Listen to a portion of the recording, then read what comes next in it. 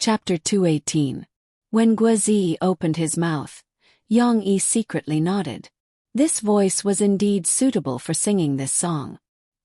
He didn't waste his efforts in changing the title of the song from High School Days to University Days. Ding Xiang couldn't help but gently shake her head. When Yang Yi wrote this song for Guozi and taught him how to sing it, Ding Xiang was also present. However, as she wasn't very interested in music, she didn't pay much attention to it. Only now did she realize that it was actually so good. After all, humans were vain creatures. Du Yuanlei was no exception. Although she didn't like Guozi and hated this kind of behavior of confessing to her in public, when Guozi sang this song, Du Yuanlei couldn't help but feel her heart beat faster. Of course, the premise was that she didn't look at the little fatty and only listened to the song with her ears perked up. Actually, it wasn't that she hadn't heard Guozi sing this song before. During the first 2 rehearsals, Guozi had sung it before. However, the problem was that at that time, Guozi didn't say that this song was for her. With this layer of relationship, the song sounded a little different. Hiding in the corner secretly, crying. Who cried before? When Du Yuanlei heard this part, she couldn't help but snort. That wasn't right at all. She thought of herself as a strong woman. No, it should be said that she was a queen. How could she cry? And hide in the corner? Alright, perhaps when she first entered university, Du Yuanlei would still cry over some grievances.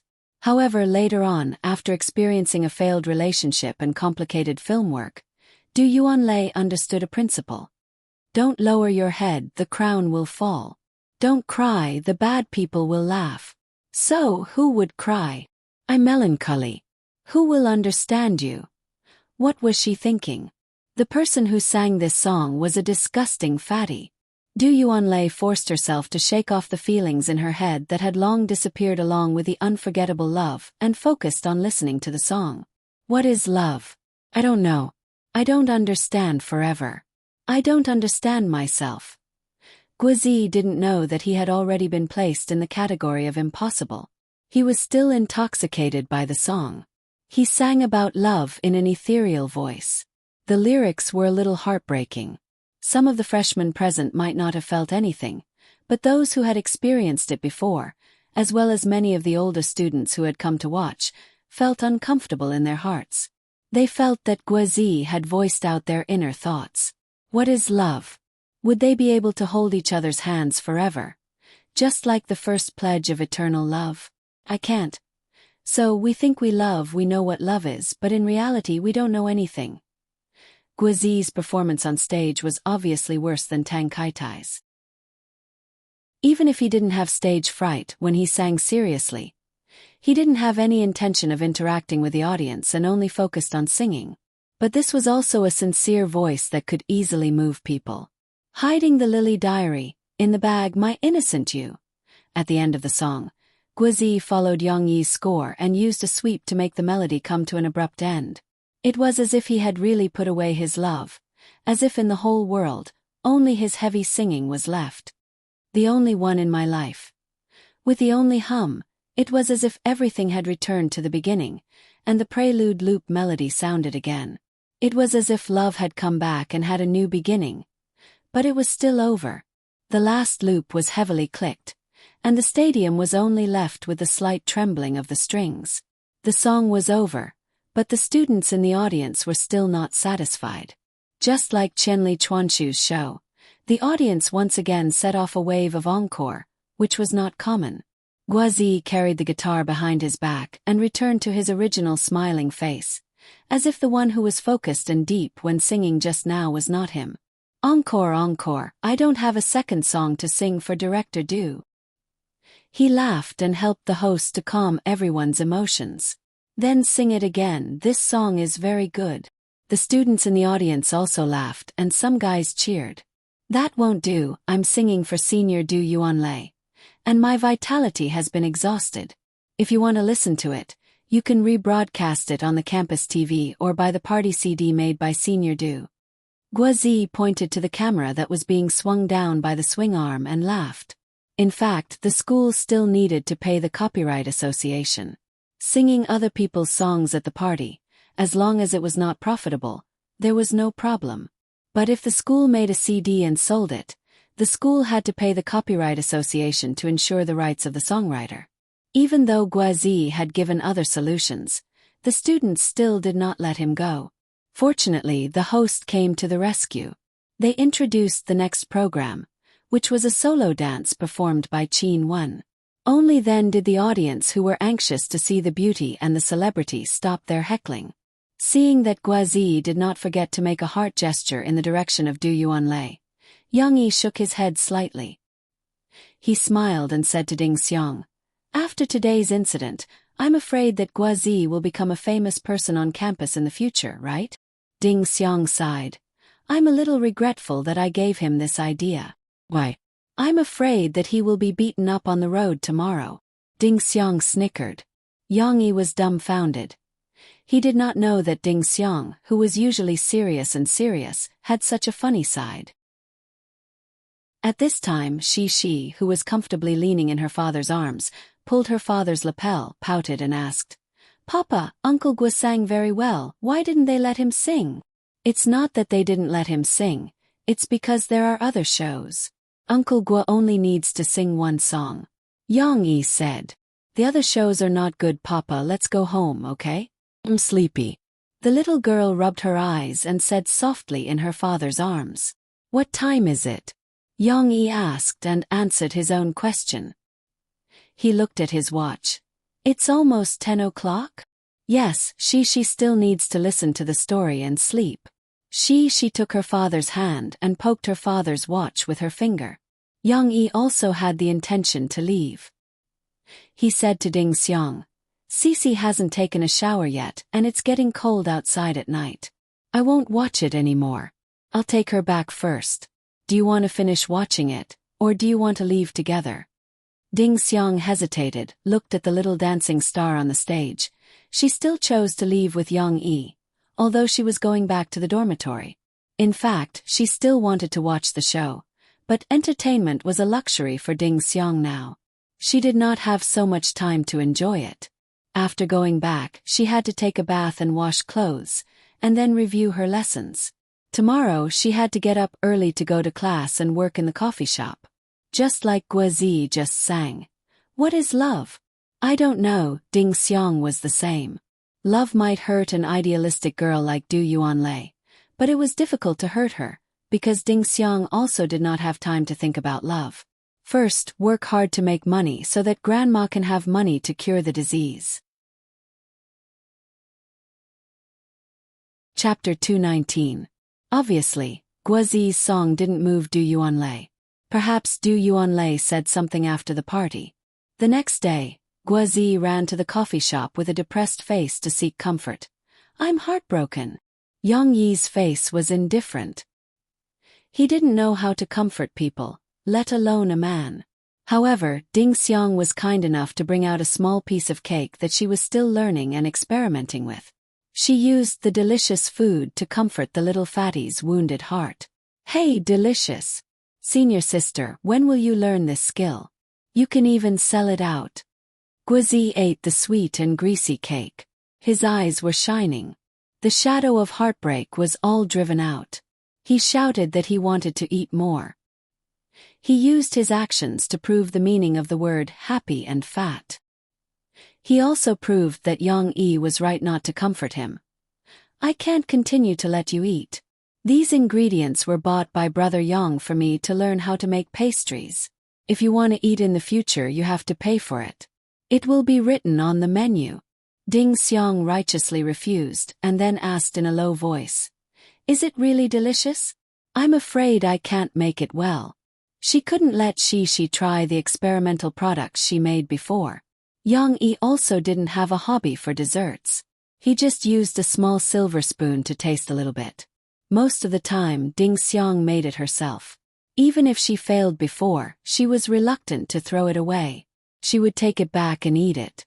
However, she didn't have any psychological burden to let Guazi be a lab rat. Guazi was lucky enough to taste Ding Xiang's successful works. Okay. Later you can discuss the price with Brother Yang and write it on the blackboard." Guazi was drooling and said, I can't wait to eat another piece. After waiting for a long time, Li Man finally received an email reply from Mu Xiang.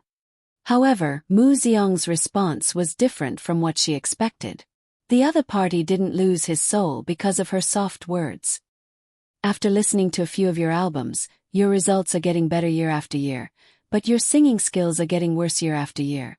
Even the recording studio can't cover up your lack of tolerance. So, why do you have to rack your brains to tempt me to write songs for you? Train your basic skills well and spend more effort on your own abilities. It's better than you trying to take shortcuts. The email was not long, but Mu Xiang's criticism of her was merciless. It was as if he had stripped away all her disguises and exposed all her scars. Looking at the email, Li Man's expression could be said to be uncertain. Sadness, resentment, unwillingness, suspicion, jealousy, and so on, all kinds of negative emotions were intertwined. Yi Qi, who received Li Man's call, finally came. The moment Yi Qi pushed open the door, Li Man put on an aggrieved expression and complained tearfully. "Sister Yi, come and see, this email is too much. I don't even know if it was written by Mu Xiang. I suspect that the B*T6 Murphy purposely hid it from me and refused to give me the real address. Then, she made up the email to provoke me." Yi Qi comforted Li Man and carefully looked at the email. As a bystander, Yi Qi looked at the email and actually had a little idea. The email wasn't wrong. Li Man did have these problems. But the problem was that Li Man wasn't the kind of person who humbly listened to other people's criticism. This woman was very smart. She was very good at using her strengths to fight for her own interests. But she had always valued her strengths too much. She thought that she was beautiful, pleasant, and knew how to manipulate a man's bad thoughts. These were enough to replace all her efforts. So Li Man ignored her own shortcomings. Especially after she became famous. Even if it couldn't be seen from the outside, in fact, she had already become arrogant. In the past, her agent persuaded her to focus on her music and not put too much thought into currying favor. He dissuaded Li Man and caused their relationship to break. So the company arranged Yi Qi to take care of her. Yi Qi and Li Man had some similar ideas. She never persuaded Li Man instead.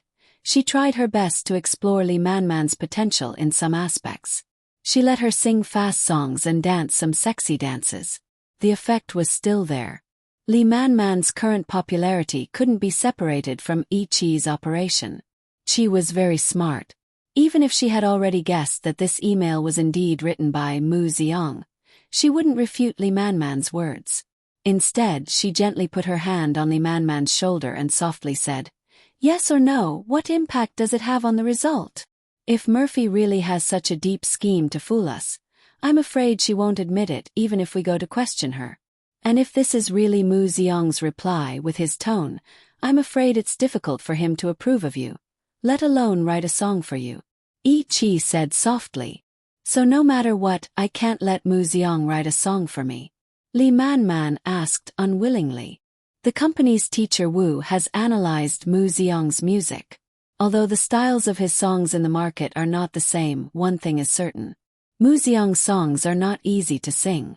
If it's not Chen Yijie and Murphy who are famous for their singing skills, I'm afraid that if it's someone else, they won't be able to sing it well. Yi Qi avoided the sharp edge. Li Man nodded.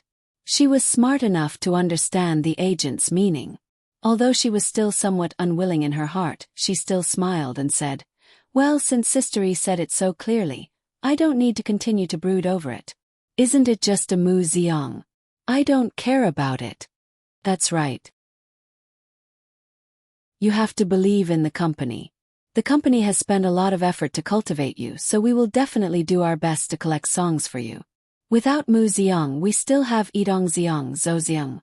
We will definitely release a platinum album for you," Yi Qi said. Li Man smiled sweetly, but there was a gloomy light hidden in her eyes. Murphy wanted to record songs with a peace of mind, but it was obviously difficult to do so. Last time, she was arranged to be on the program, Fast Music. Although it hadn't been broadcast yet, Sister Ling still got feedback from the Guangdong Province TV station. Naturally, this feedback wasn't what Niu Meiling wanted to see. The effect could be said to be the complete opposite of what she had expected. Mo Fei's "I Came Across the Sea to See You" was very popular with the audience at the scene. It was completely predictable what kind of popularity the show would have after it was broadcasted. There were even some clues about it in the media reports. Niu Meiling thought about it for a few days. During this time, she didn't discuss it with anyone, but silently calculated by herself. Finally, one day Niu Meiling called Murphy over. Taking advantage of Mo Xiaojuan's absence from the company, she bypassed Mo Xiaojuan and directly talked to Murphy about the contract renewal. "Murphy, you also know how the company and Sister Ling treat you. For so many years, Sister Ling has protected you like a daughter. Even if you had a child and insisted on retiring from the music industry, Sister Ling didn't stop you." Niu Meiling spoke with emotion and moved with reason. She was emotional, and her eyes were red as she persuaded Murphy. Chapter 220. That's the situation. What do you think we should do? At the dinner table, Murphy rested her chin on her hand as she looked at Yang Yi with sparkling eyes. Niu Meiling talked about their friendship and sighed as she confessed to Murphy about the company's predicament for the past 2 years. In the end, she took out a contract to let Murphy renew, but it wasn't the contract that Murphy had originally signed. Of course, she wasn't too unreliable. She didn't use some deceptive rookie contract to trick Mo Fei. This contract was even better than Zhen Zhan's. It could be considered as a second-tier contract, second only to the top contract. However, the term of the contract was not short. It was originally supposed to be 5 years, but Niu Meiling changed it to 7 years. However, Murphy didn't know why, but recently, she felt that Niu Meiling's smile was a bit fake. Murphy felt that Sister Ling was no longer as amiable as before. She was both a teacher and a friend. Instead, she felt that there was a lot of estrangement. Although she was still reminded of the beautiful memories of the past by Niu Meiling, when she saw this contract, Mo Fei woke up and her mind was very calm. According to what Sister Ling said, the company's operations were in trouble and needed her to share the joys and sorrows, so a second-tier contract wasn't impossible. However, Murphy faintly felt that something was wrong. Her contract still had nearly a year before it expired.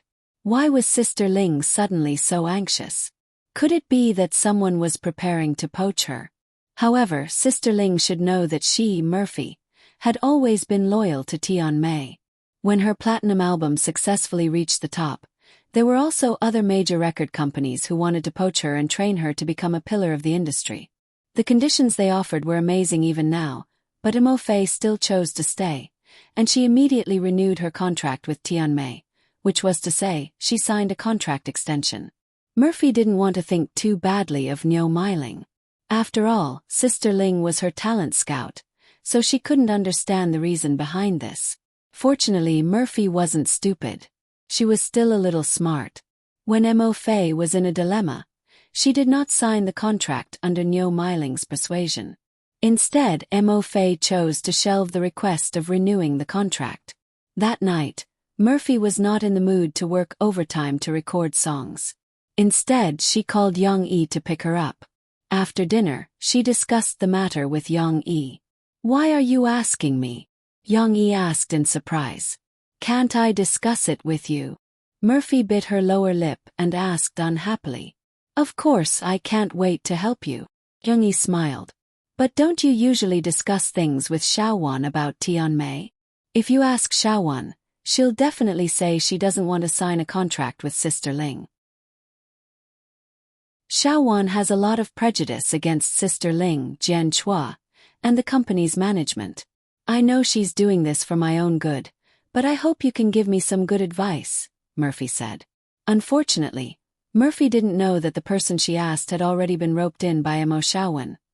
But Yang Yi didn't give Murphy a direct answer.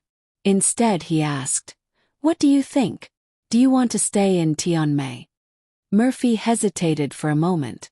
She gently nodded and said, "If the company isn't what I'm worried about, if Sister Ling and the others aren't in a bad state, I still want to stay in Tianmei. After all, they've helped me a lot before. Actually, you see it very clearly. You just don't want to admit it in your heart. Sister Ling is no longer the Sister Ling you knew before. And this company doesn't treat you as well as before, right? Yang Yi smiled and said straightforwardly. For example, when you returned the album they chose for you. Can't you see what kind of songs they chose for you? Mo Fei bit her lower lip, and her face became gloomy. Another example is the meeting you told me before. Mu Xiang wrote 12 songs for you. In the end, they wanted to snatch all of them. They only took a large part of it, not all of it. Murphy weakly defended herself. You fool. Yang Yi grabbed Murphy's hand and wrapped it in his big hand. He said softly, "What's the difference between snatching a part of it or all of it? More importantly, didn't you tell me that Sister Ling didn't speak up for you, but instead advised you to compromise?" Murphy gently nodded. Your Sister Ling didn't think for your own good. Then why do you still want to think for their own good? Why do you have to wrong yourself to sign a bad contract? Yang Yi asked. Murphy didn't feel good in her heart, but she still lowered her eyebrows and said softly, "Because I can only be considered a C or D-list celebrity. I'm not qualified to sign a contract, and the company's situation isn't good. Tianmei's situation is very good. At least it's not as bad as Sister Ling lied to you," Yang Yi said firmly. "And as for whether you're qualified to sign a contract, I think your Sister Ling knows. Otherwise, she wouldn't have shamelessly come to you in advance to renew the contract. Isn't she just afraid that, after your new album comes out, you'll become popular again?" It was as if a thin film had been pierced. Yang Yi's repeated questions completely defeated Murphy's last bit of hope in human nature, allowing her to see the truth that she didn't want to believe before. Yang Yi's hand was tightly grasped by Murphy. She was a little hesitant. Then what should I do? What if the company forces me to sign a contract? Do you still want to stay in Tianmei? Yang Yi asked again. Murphy gently nodded and then shook her head. I don't want to leave, but I also don't want to renew the contract with Sister Ling, Murphy said. She was now very confused about her future. Then you can wait for the contract to end. Then we'll open our own studio and write your name. Yang Yi gently rubbed Murphy's hand and said, Let's open it in Tingshan district and find some people to serve you. In the future you'll live at home. I'll send Shishi to kindergarten and send you to work. I'll pick you up at night. You don't have to rush to commercial performances, nor do you have to rush to jobs. You just need to sing your songs, have a concert, or pick some variety shows that you like to play. Murphy was tempted by Yang Yi's words. She was really looking forward to this kind of life. In the past few months, she had been sitting on a plane to a strange city every day. She was very tired. Or every night, she would return to a house without her daughter and without Yang Yi by her side.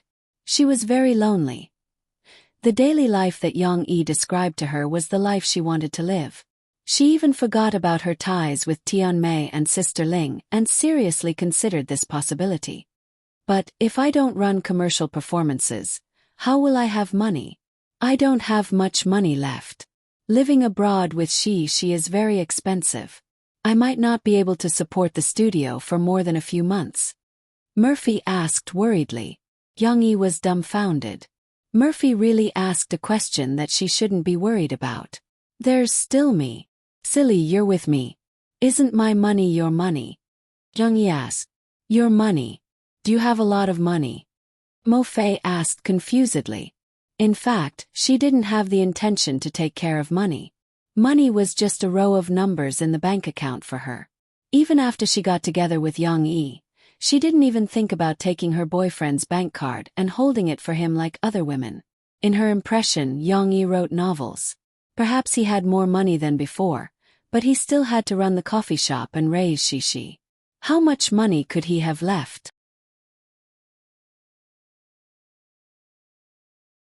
Chapter 221. I'm really rich. Yang Yi didn't know whether to laugh or cry. He explained to Murphy the source of his income, and reluctantly let Murphy recognize the concept that he was very rich. However, Murphy was still a little worried. Young E, the entertainment circle may be different from what you think. Can't be solved by money. For example, when I release an album, we need to collect songs, hire producers, do promotion, and so on. The most important thing is that we need the support of the company's resources. Not every time there is a songwriter like Mu Xiang to write a whole album of songs for me. It doesn't matter. You can trust me. Mu Xiang will write songs for you next time. Yang Yi smiled. He put his right hand's fingers together and cut down. He said half-jokingly, "I'll put a kitchen knife on his neck and see if he wants to." "You're talking nonsense." Murphy couldn't help laughing and said, "If you do that, let alone Mu Xiang, no one will write songs for me in the future." "I'm just kidding." Yang Yi patted Murphy's hand and said with a smile, "Anyway, whether it's the problem of songs or the studio, you don't have to worry about it. I have a way to help you solve it." Even if it was the most troublesome issue of album distribution, Yang Yi actually had a way. He had a good relationship with Tianxiang Records in Harbor City. At worst, he could write 2 more songs for Chenijia and do them a favor. They would not refuse to help. "I'll take care of everything," Yang Yi said softly. Murphy felt warm in her heart. Although reason told her that Yang Yi, a guy who had nothing to do with the entertainment circle, was just a male chauvinist, her emotions were still touched. There was an impulse like the wild grass in spring. Murphy's eyes were a little red, and there seemed to be something flowing in her bright eyes. Her hand that was holding Yang Yi became warm and wet.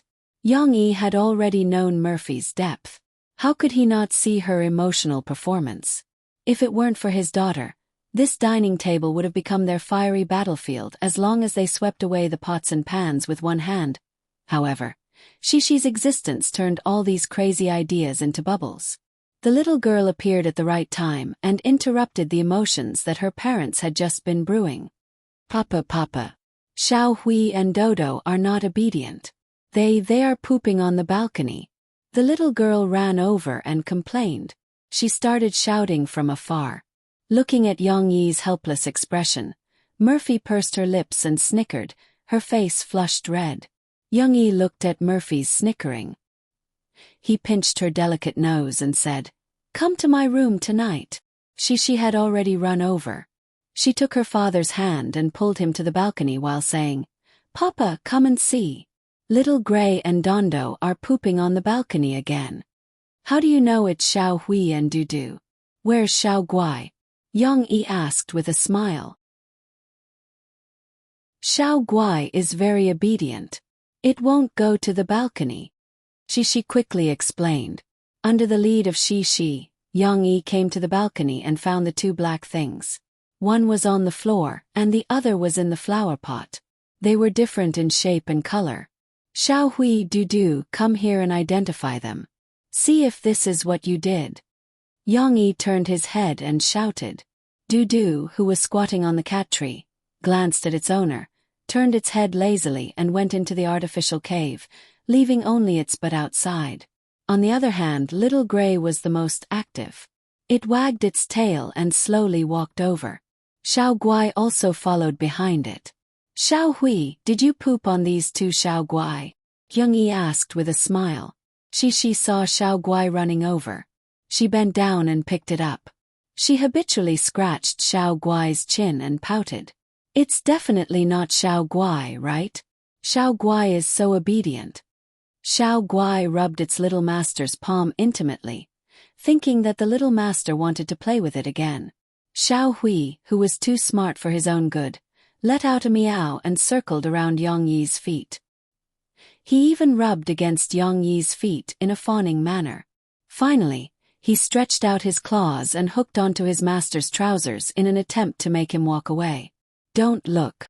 Don't I care about my face?" Xiao Hui seemed to be acting coquettishly. "It seems that it's you." Yang Yi smiled and squatted down. He held Xiao Hui's big round face and flicked its forehead gently. Actually, he didn't use much strength. He just wanted to scare this naughty guy. Xiao Hui was in pain. It meowed and struggled to get away. Then, it squatted aside and rubbed its head against its paws. It seemed that it was still in pain. "Hey, don't hit it." Cats are not humans. They don't understand what you're saying. Murphy walked over and squatted down to comfort Xiao Hui. I didn't use much strength, did I? Yang Yi scratched his head. Cats are very sensitive. If you hit it, it will be scared of you next time and won't play with you. Murphy explained. They don't poop in their own toilet. Maybe it's because you haven't changed their cat litter for too long. Xiao Guai, who was in Xishi's arms, was also restless. While Xishi wasn't holding it firmly, it twisted its body and kicked Xishi's belly. Then it jumped down from Xishi. Xiao Guai, where are you going? Cici hurriedly chased after her and went back to the living room. She had forgotten that she had come to complain to her father just now. She giggled and took out the little plastic ball that wrapped the bell and started playing with Xiao Guai. Ling ling ling. As soon as this magical object appeared, it immediately attracted the attention of all the kittens. Even Shido jumped down from the cat tree. Xiao Hui didn't care about its grievance. It jumped out of Murphy's arms and chased after it. Yang Yi and Murphy cleaned up the mess. He swept the 2 balls of cat poop into the trash bag and wiped the floor several times. Murphy helped to change the cat litter in the 3 cat toilets. After all, cats were felines and had a strong sense of territory. Although they were siblings, Xiao Hui and the others would never share the same toilet with their siblings. Therefore, Yang Yi bought a cat toilet with a roof for each of them. This kind of cat toilet with an enclosed space was very popular with the 3 British Shorthairs when it was first bought. After a period of training, they were used to using the cat toilet. However, they were pooping outside today, which made Yang Yi a little confused. Murphy explained to Yang Yi. Actually, you often clean their poop, but it's not good if you don't give them new cat litter. Over time, the cats will dislike it because the old cat litter already has a smell. Cat litter is a kind of consumable. Every time you use our special shovel to clean their poop, you have to remember to remove the stained cat litter and add new cat litter. This way, the cats will be willing to continue pooping in the cat toilet. This time, Murphy simply poured all the cat litter in the 3 cat toilets into the trash bag that Yang Yi brought over. Then Yang Yi came over with a heavy bag of cat litter and refilled the cat toilet. After a while, facing the cat toilet in the corner of the study, Xiao Guai, Dao Dao, and Xiao Hui stood in a row. At this moment, the restless Xiao Hui was lying down obediently. Shishi brought a small stool and naughtily sat in a row with the kittens. She looked at her mother with a smile. Murphy was not as fierce as Yang Yi. She picked up the kittens one by one. Even Dao Dao, who was the coldest, narrowed its eyes and enjoyed Murphy's affection. Murphy stroked its thin hair and pointed to the cat toilet. She said softly, "This is Dao Dao's toilet. In the future you have to be obedient and poo in the toilet. If you are obedient, Mom will reward you." Cici sat on a small stool, twisting back and forth as if she was playing with a wooden horse. Unwilling to be left out, she called out, "Where's mine? What about me?"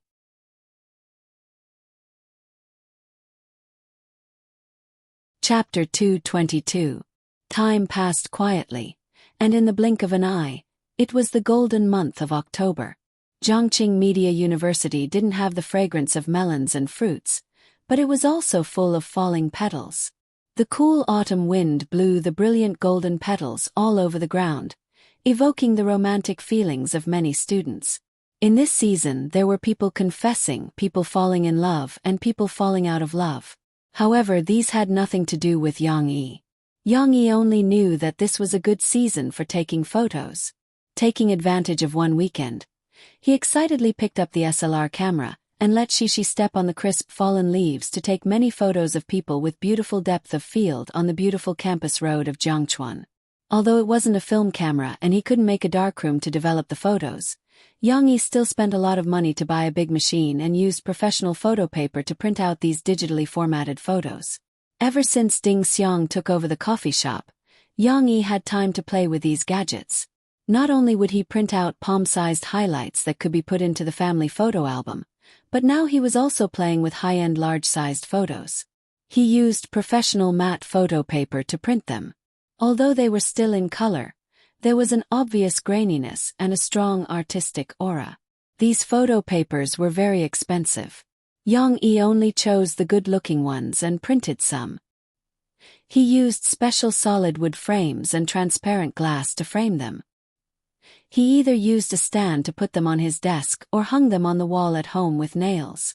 He also specially chose the one he was most proud of. It was a photo of she looking up in the background of golden fallen leaves. She was a little surprised to see a small animal jumping on the tree next to her. This cute side profile was captured by her father. He took it downstairs to the coffee shop and placed it on the shelf next to his exclusive booth. When a familiar customer asked about it, Yang Yi proudly told him, "This is my daughter." Took the photo. Yes, it was taken on the small slope in Zhongchuan. The coffee shop's business gradually entered a stable period. After all, due to the location and the fact that coffee was just a new thing for most China students, it was okay to experience it. Not many people were willing to spend dozens of yuan to drink a cup of expensive freshly ground coffee every day. Not to mention the coffee shop's new product, the baked cupcakes. Under Yang Yi's inspiration, Ding Xiang gave up on the complicated pudding and multi-layer cake. Instead, she developed cupcakes that had a wide variety of styles but were simple and convenient to make. Cupcakes could be made with all the ingredients in one go, then poured into multiple paper cups and baked together in the oven. After that, all they needed to do was to let it cool down and squeeze some cream on top before inserting slices of strawberries or other fruits. However, even though the introduction of the cupcakes had slightly increased the income of the coffee shop, the number of customers in the coffee shop had not increased. This made Ding Xiang a little depressed. It wasn't that the cupcakes couldn't be sold out. Every night, the glutton Guozi would run over and buy all the remaining cupcakes that couldn't be sold out for supper. Ding Xiang had no choice but to sell them. But the problem was not the sales of the cupcakes. Ding Xiang wanted the popularity of the coffee shop to increase. Yang Yi didn't interfere, nor did he comfort Ding Xiang. He saw everything and let Ding Xiang do her own thing.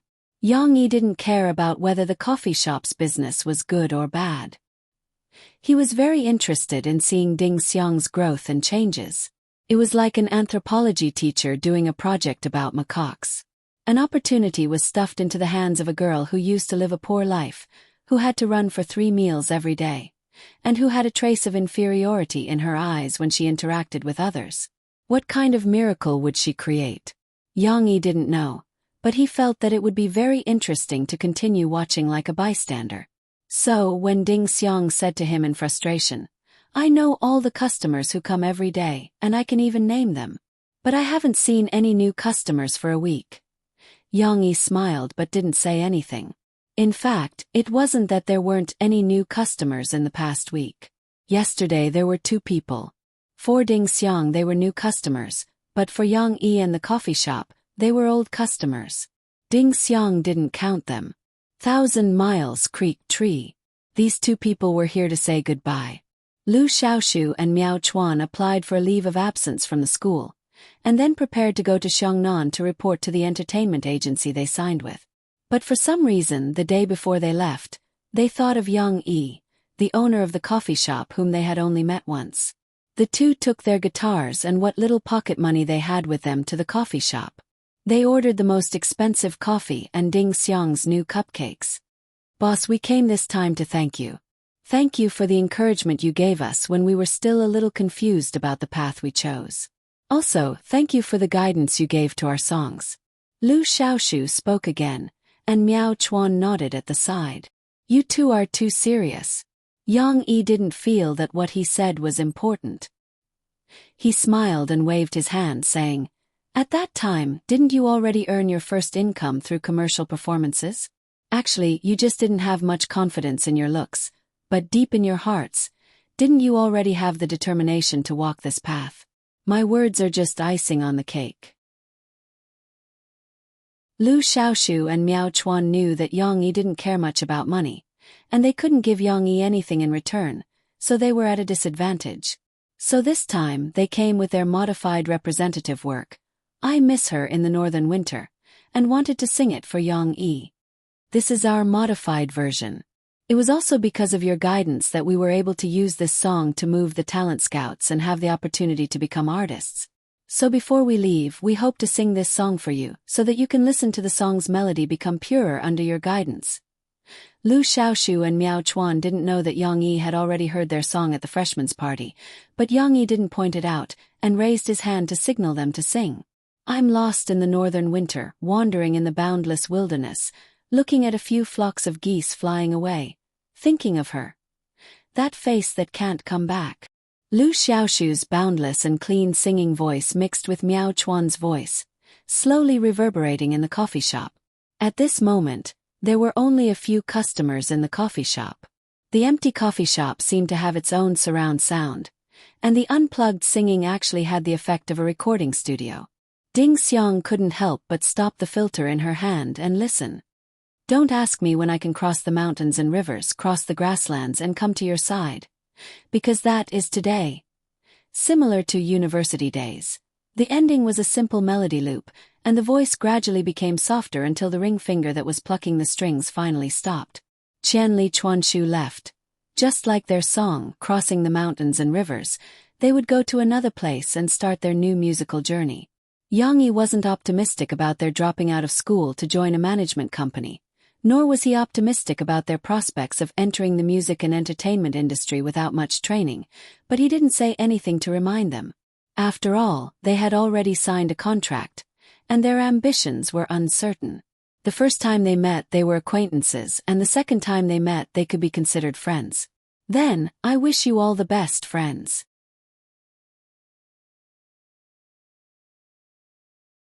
Chapter 223. Southwest Wenshan was a dense forest. The continuous mountain ranges were wrapped in thick vegetation, forming a mass of green tombs. Even the cliffs were mottled with moss. Thick moisture shrouded this originally beautiful world. In the dense forest, sunlight could not penetrate. It was so damp and gloomy that it was more like a tomb that buried all living things. This had once been a nightmare for the army trained on the plains. Today there was a group of Jiangnan troops walking here. Their steps were not difficult. Even when they encountered obstacles, their hands, which were wearing tactical gloves, propped themselves up on the fallen withered trees and slithered over silently like a snake. It was as if they had long adapted to this kind of climate and environment. The scout in the lead raised his fist, and his comrades who were marching separately behind him became vigilant. They raised the rifles in their hands and paid attention to the movements around them. What's the situation? When a scout ran over, a man with the same camouflage makeup on his face asked in a low voice. I don't know yet. De Bao feels that something is wrong. Be alert. The commander nodded. He still trusted Gua De Bao's sixth sense. However, at this moment gunshots suddenly rang out. One by one, the heavily camouflaged leaf people hung down from the trees like apes, the rifles in their hands spraying red flames wantonly. Although they were already very vigilant, they did not expect a crisis to fall from the sky. The soldiers from Jiangnan emitted red light and helplessly fell to the ground. Of course, not everyone was immediately eliminated. There were a few who were skilled and nimble. When they heard the movement, they immediately turned around and found cover. However, it was too late for them to counterattack. Their cover was immediately covered by a well-trained rain of bullets, and they could not raise their heads at all. Gua De Bao was one of them. He saw with his own eyes that when one of his brothers wanted to raise his head to shoot, he was immediately shot in the forehead. His body emitted red light, and he could only lie down helplessly. *CK Zhanlang, you bastards are using sneak attacks. If you have the guts, come and fight me one-on-one. Gua De Bao shouted sullenly. After a moment of silence, a playful voice was heard. One-on-one. Come, throw out your guns. I'll fight you one-on-one. If I lose, you win this game. That's what you said. Gua De Bao excitedly threw away the rifle in his hand and jumped out from behind cover. This was a special competition for this year's army competition. The Viper Special Forces of the Jiangnan military region were a little miserable. Not only were they in the same group as Zhanlang, but because the location of the army competition was set in the southwest, this was their territory, so their chances of qualifying were even slimmer. Originally, Viper had thought that even if he lost, he would have to fight a little more fiercely with Jean Lang so that he wouldn't lose so badly. However, they were still ambushed and almost all of them were annihilated. If they went back, they would be laughed at to death. However, Guadabeo still felt that he had grasped onto the last straw of hope. Regardless of whether the other party was coaxing him or not, at least there was still a glimmer of hope. Moreover, in terms of experience in fighting in the jungle, even a few vipers might not be able to win. However, in terms of personal skills, Guadabeo was still a little confident. The people of Jean Lang were still standing vigilantly with their guns. A few of them had already spread out to investigate. Only a guy who was a little jumpy was taking off his disguise, revealing the same military uniform as Guadabeo. However, there was a wolf's head sewn on his sleeve, revealing his identity. Guadabeo also learned from the other party.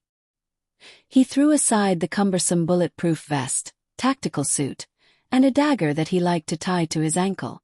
Strategically, he despised the enemy, but tactically, he had to pay attention to the enemy. When it was time to fight, that guy also became serious. He stared at Guadabeo and said in a deep voice, "The captain of the second team of the Southwest Military Region's Jean Lang Special Forces, Shen Sinyu." This was a self-introduction. Guadabeo also cupped his hands in a very gangster manner and said, "Jiangnan Military Region's Viper Special Forces, Guadabeo." Without further ado, they immediately started fighting. After Guadabeo had experienced the competition with Yang Yi, his kung fu seemed to have improved again. As soon as they started fighting, the fierce wind from the split palm made Shen Sinyu have no choice but to pay attention. Shen Sinyu used the army's military boxing, but it was a special version that was not taught to outsiders and was extremely lethal. Although it was not as fierce as the split palm, Shen Sinyu steadily parried and looked for opportunities to counterattack. That was always a tricky and vicious counterattack, which also made Guadabeo not dare to show any flaws. The entanglement between the two of them was almost a punch to the flesh, and they fought to their heart's content for almost a quarter of an hour.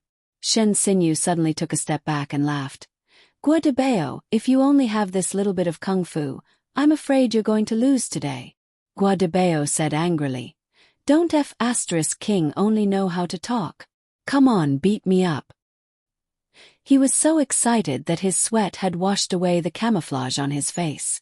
The clothes that had been torn in the fight just now were now revealing his dark and extremely strong muscles. "Then I'll offend you." Shen Sinyu rushed forward, and his moves suddenly changed. It was originally a military boxing, but now it suddenly became a close combat Wing Chun.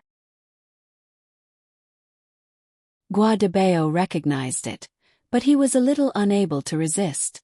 After Shen Sinyu got close, it was a little difficult for him to find a space to use his split palm, and it was very difficult to fight.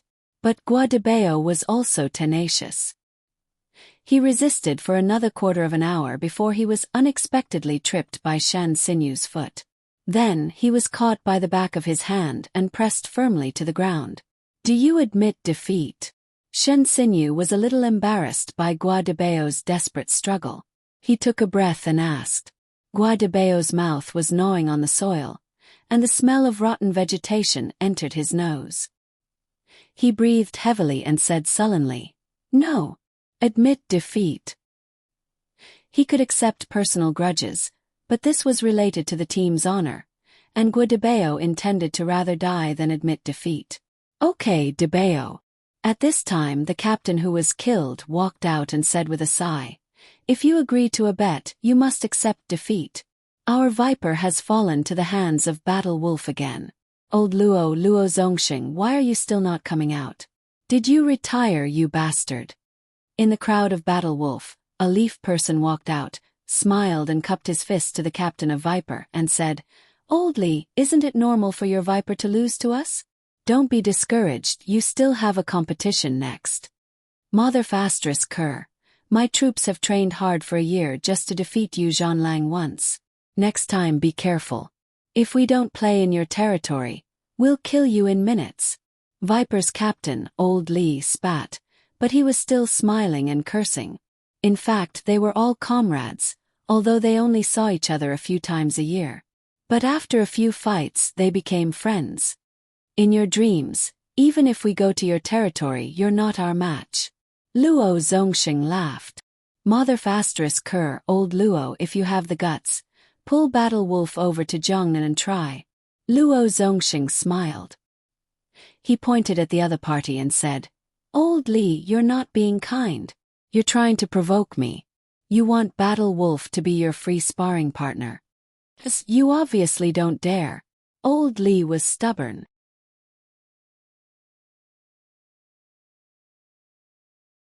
Chapter 224. While the other side was cursing, the other side was also harmonious. Shen Xinyu dragged Guadabao, who had a mouthful of mud, up from the ground and enthusiastically helped him pat the mud off his body. Not bad, there's still an expert like you in the Zhongnan military region. Guadabao calmed down at this moment and asked curiously, Shen Xinyu, what's your ranking in Battle Wolf? I'm talking about pure free combat. Shen Xinyu raised his eyebrows and said, Me? I'm just a rookie. If you come to the Southwest military region and ask who's the best in Battle Wolf, it's definitely me, Shen Xinyu. Next to him, Battle Wolf's teammates could not help but smile. They knew that Shen Xinyu, this fellow, was boasting again. In Battle Wolf, even if Shen Xinyu was not ranked first, he was at least in the top 3. Otherwise, how could he dare to say that Battle Wolf would admit defeat if Guadabao defeated him? The simple and honest Guadabao believed it. He nodded and said with emotion, Battle Wolf is really talented. I met a retired soldier from your army before. Now he's writing novels. He's even better than you, Shen Xinyu. Unfortunately, he didn't have time to come to our place to train me. Retired from our army. Better than Shen Xinyu. A few people from Battle Wolf next to him frowned. The veterans who had not left Battle Wolf in the past 2 years, and even the veterans who had retired because of serious injuries, were basically poached by other military regions as consultants. Their troops were basically all elite soldiers, not to mention those who were better than Shen Xinyu. Who would be willing to let them go? Therefore, they expressed deep doubts about Guadabao's statement. In fact, Yang Yi's books were also promoted and distributed to the Southwest military region. However, the Southwest military region did not have the book fans of the Zhongnan military region. Naturally, the promotion was far less than the Zhongnan military region. Really, why would I lie to you? He came to our military region as a guest. Hundreds of people watched me fight with him. I couldn't beat him at all. Guadabao said with dissatisfaction. Shen Xinyu clenched his fists. An answer faintly appeared in his heart, but he didn't dare to believe it. He just calmly asked Guadabao, What's the name of the person you're talking about? Zhongyi. Haven't any of you watched Soldier Assault and Drawing Sword? Those are all his. Guadabao's words were interrupted. As expected, after hearing this name, Shen Xinyu's eyes suddenly widened. He rushed forward, grabbed Guadabao's hand and asked excitedly, Yang Yi, are you talking about Yang Yi? Mui Yang, the E of anecdotes. Guadabao was still thinking about how to write the E of the anecdote, but he was thinking about the E of the anecdote. He shook his head, squatted down, and used his finger to draw a few lines in the dirt. Not the E of the anecdote, but this. That's right. This is it. Yang Yi, where did you see Yang Yi? Shen Xinyu was so excited that she almost grabbed Guadabao's collar and lifted him up from the ground. The noise attracted the attention of Old Li and Luo Zongxing. Luo Zongxing walked over and scolded. Shen Xinyu, what are you doing? Put him down. These are our comrades. Are you confused between a drill and a war? Shen Xinyu quickly let go of Guadabao and did not bother to defend himself. He said excitedly to Luo Zongxing, Master Luo, this guy, Guadabao said that he saw Yang Yi. The name suddenly made Luo Zongxing feel absent-minded. It was as if he had suddenly returned to the past. The brother who made him feel ashamed every time he thought of it appeared in front of his eyes. Yang Yi. Is it really Yang Yi? Several veterans of Zhan Lang also widened their eyes and asked excitedly. Yang Yi, where is he now? Luo Zongxing, who was called Master Luo by his brothers, sounded a little heavy, as if to cover up his sobbing nasal voice. Is he okay now? He should be fine, right? I wrote 2 very good novels. Haven't you read them? By the way, is he really from Zhan Lang? Guadabeo scratched his head and said. Old Li nodded and said, I've also seen Yang Yi. He's doing well now. I heard that our superiors wanted to hire him as Viper's instructor, but he didn't agree. Old Luo, what's going on with him? Sai, it's all my fault. I didn't protect him well. Luo Zongxing smiled bitterly and said calmly. When he left, he didn't even leave a way to contact him. We've been looking for him all these years, but we couldn't find him. 2 years ago, Lu Shen Xinyu almost said it out loud. Fortunately, a brother next to him pulled him back. Shen Xinyu stopped himself from saying that name and said resentfully, Anyway, the matter has been resolved. Master Luo wants to get Yang Yi back. Even if he's fat now and can't fight, he should still be treated well. By the way, his military status has been restored long ago. He's just retired. Guadabeo didn't allow others to talk about his idol. He said unhappily, Yang Yi didn't get fat. He's still very strong. Didn't I say that he's stronger than you? Nonsense, Yang Yi is stronger than me. In the past, he was tortured by me in Zhan Lang. Shen Xinyu shouted unhappily. In fact, there wasn't such a big gap between them. Yang Yi and Shen Xinyu used to be on par with each other, and neither of them was convinced of the other's strength. However, Yang Yi and Shen Xinyu were friends who had gone through life and death together. In addition, they appreciated each other, so Shen Xinyu had been thinking about Yang Yi, an old rival. But he couldn't lose in terms of momentum.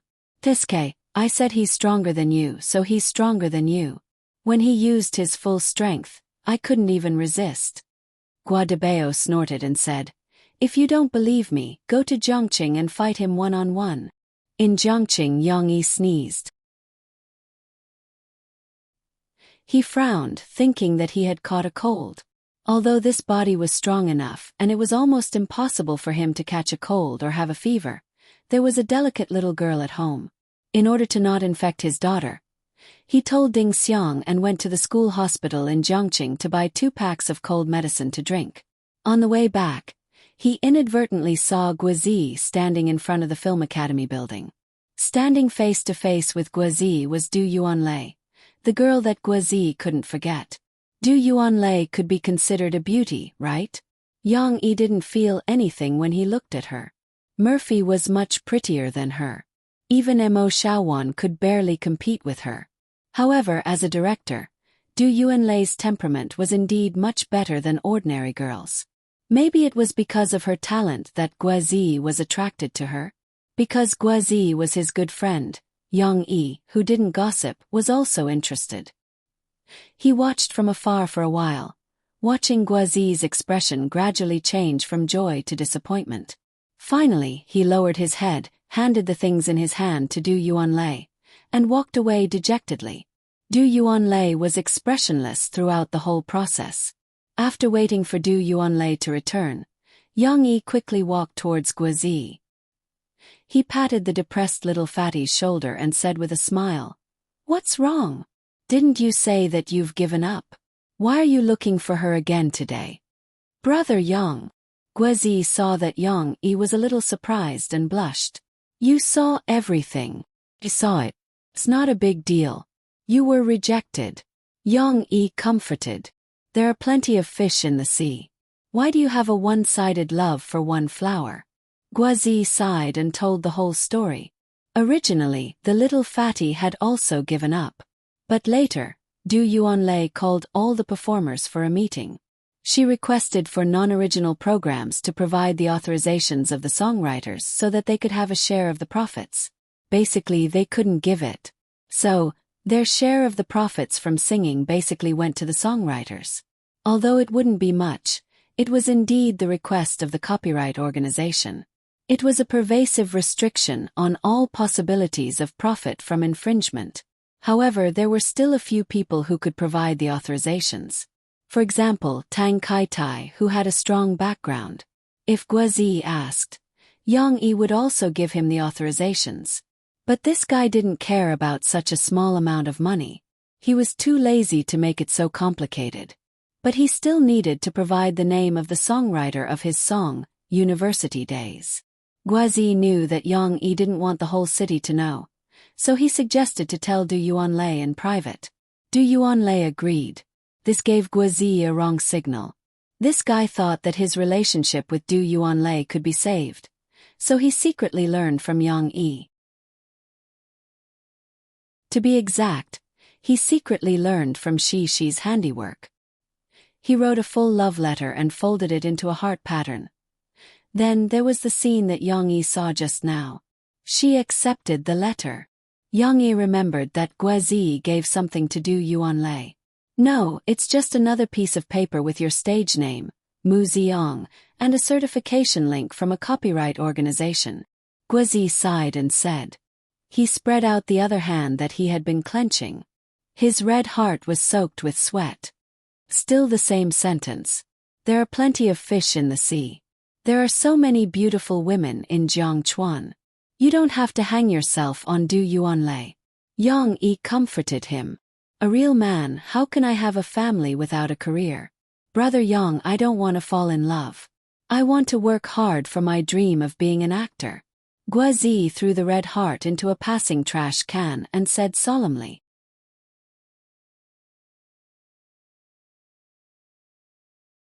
Chapter 225. Yang Yi, come here, there's news about you. In the bedroom, Yang Yi was packing up the clothes, hats, cosmetics, and some other miscellaneous things that Mo Fei brought and stuffed them all into the suitcase. Mo Fei, who was watching TV in the living room, suddenly yelled. Last time, Niu Meiling asked Murphy to renew the contract, but Murphy, who asked for Yang Yi's advice, resisted the other party's flowery words, and then sent Mo Shaowen to deal with the company. It was true that Mo Fei did not know how to play mind games with others, but Mo Shaowen knew how to play mind games without a teacher, and she was very good at playing mind games. One word: delay. No matter what the reason was, it was to delay and not renew the contract so early. Niu Meiling was flustered and exasperated, but she couldn't do anything to Mo Shaowen. She couldn't help it. She wanted to find a chance to bypass Mo Shaowen to persuade Murphy. But at this time, Murphy was also arranged by Mo Shaowen, who noticed in advance. She asked for sick leave and went home. Her communication tools were temporarily taken over by Mo Shaowen. Now Murphy, who was sick, was watching TV in the living room. She hid in Yang Yi's place and planned to stay for a few days. Of course, Murphy herself didn't want to see such a situation happen. She wanted to record the song well. She had been looking forward to being able to push out this album with too many hopes as soon as possible. However, now the process had to be delayed. Naturally, she felt uncomfortable in her heart.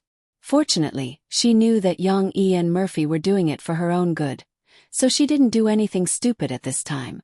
And on Yang Yi's side, Murphy was happily entangled by the little girl who hadn't seen her mother for a long time. She chattered and her mood gradually improved. What news? Why am I on the news? Yang Yi came out of the bedroom, a little confused. He was such a low-key person, how could he be on the news? Papa, come sit with me. She snuggled up to her mother to watch TV. When she saw her father come out, she happily patted the spot beside her. She especially liked the feeling of being sandwiched between her parents. It gave her a sense of security.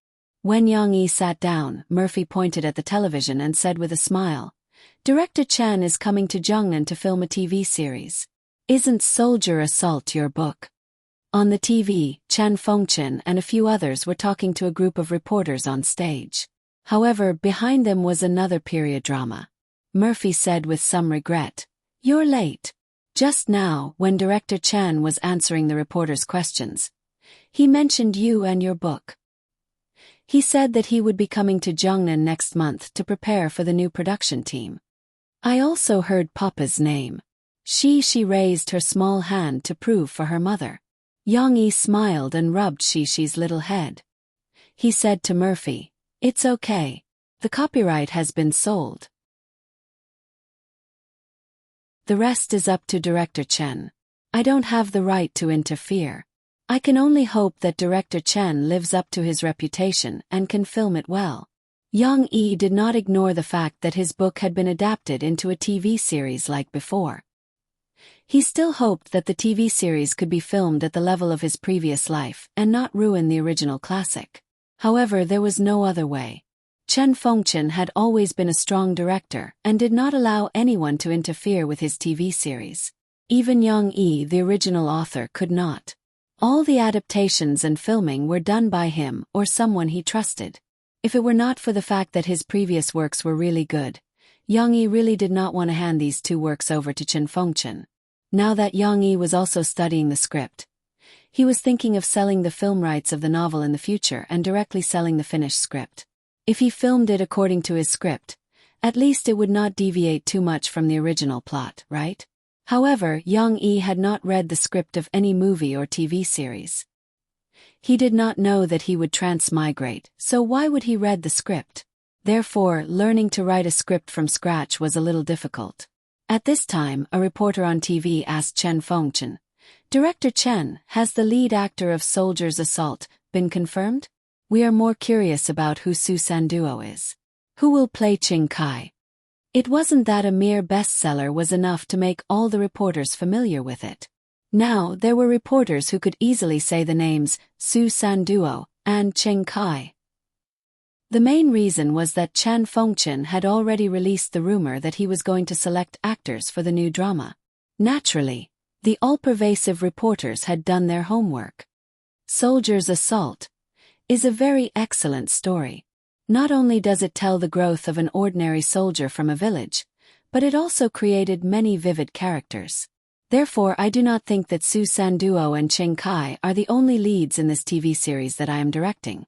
The other characters, such as Captain Yuan Lang, Squad Leader Shi Jin, Wu Luyi, Gao Cheng, and so on, can all be said to be the main characters of this TV series, or even the main leads. Chen Fengchen's Tai Chi was not bad. He perfectly resolved the questions that the reporters threw out because they were eager to know which actor he was going to work with. Now was not the time to disclose this information. As an experienced director, Chen Fengchen naturally knew the benefits of appropriately whetting the public's appetite. However, the reporters were still unwilling to let him go. One of the reporters who was called out immediately asked, "Director Chen, we all know that you are famous for nurturing new actors. Then will the cast for Soldier's Assault also be selected from some C or D-list stars or even non-professional actors?" "Who said that?"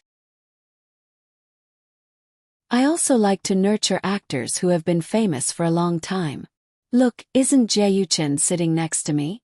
Chen Fengchen pointed at the male actor who came with him for the press conference. Jie Yuchen could be considered a quasi-A-list actor, but he still trembled when he sat next to the old man. He could only smile helplessly when he was teased. "All right, this is the press conference for Great Chu's Palace. Please ask more questions related to it. I'll say one more thing about Soldier's Assault. I won't answer any more questions. Currently, the cast for Su Sanduo hasn't been confirmed. I've had many actors audition during this time, but the results didn't satisfy me.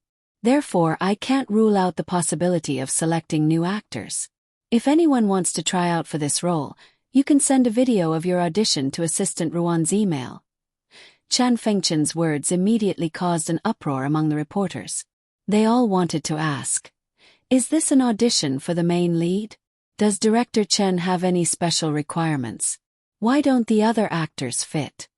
However, Chen Fengchen was a man of his words. He sat there with a smile and didn't say a word. After a while, the reporters had no choice but to change their questions. Now that the news was no longer about Young-yi's book, Murphy smiled and said to Young-yi, "Director Chen isn't bad. He wants to choose the best actor for your book." Yes, Su Sandwa's role isn't easy to choose. Actors who don't have any experience in the countryside probably won't be able to play it well. I'm more agreeable to Director Chen using new actors. Many of the young people who play extras nowadays are from the countryside. Young Yi nodded. You guys aren't listening to me. Shishi was unhappy. She sat in the middle and felt that her presence was very low. Shishi, what did you say? Murphy quickly followed. I said that they stopped talking about Yang Yi. Shishi pouted and said, I couldn't hear Papa's name. Yang Yi and Murphy were stunned for a moment. Then they couldn't help but laugh. This little fellow was really listening attentively.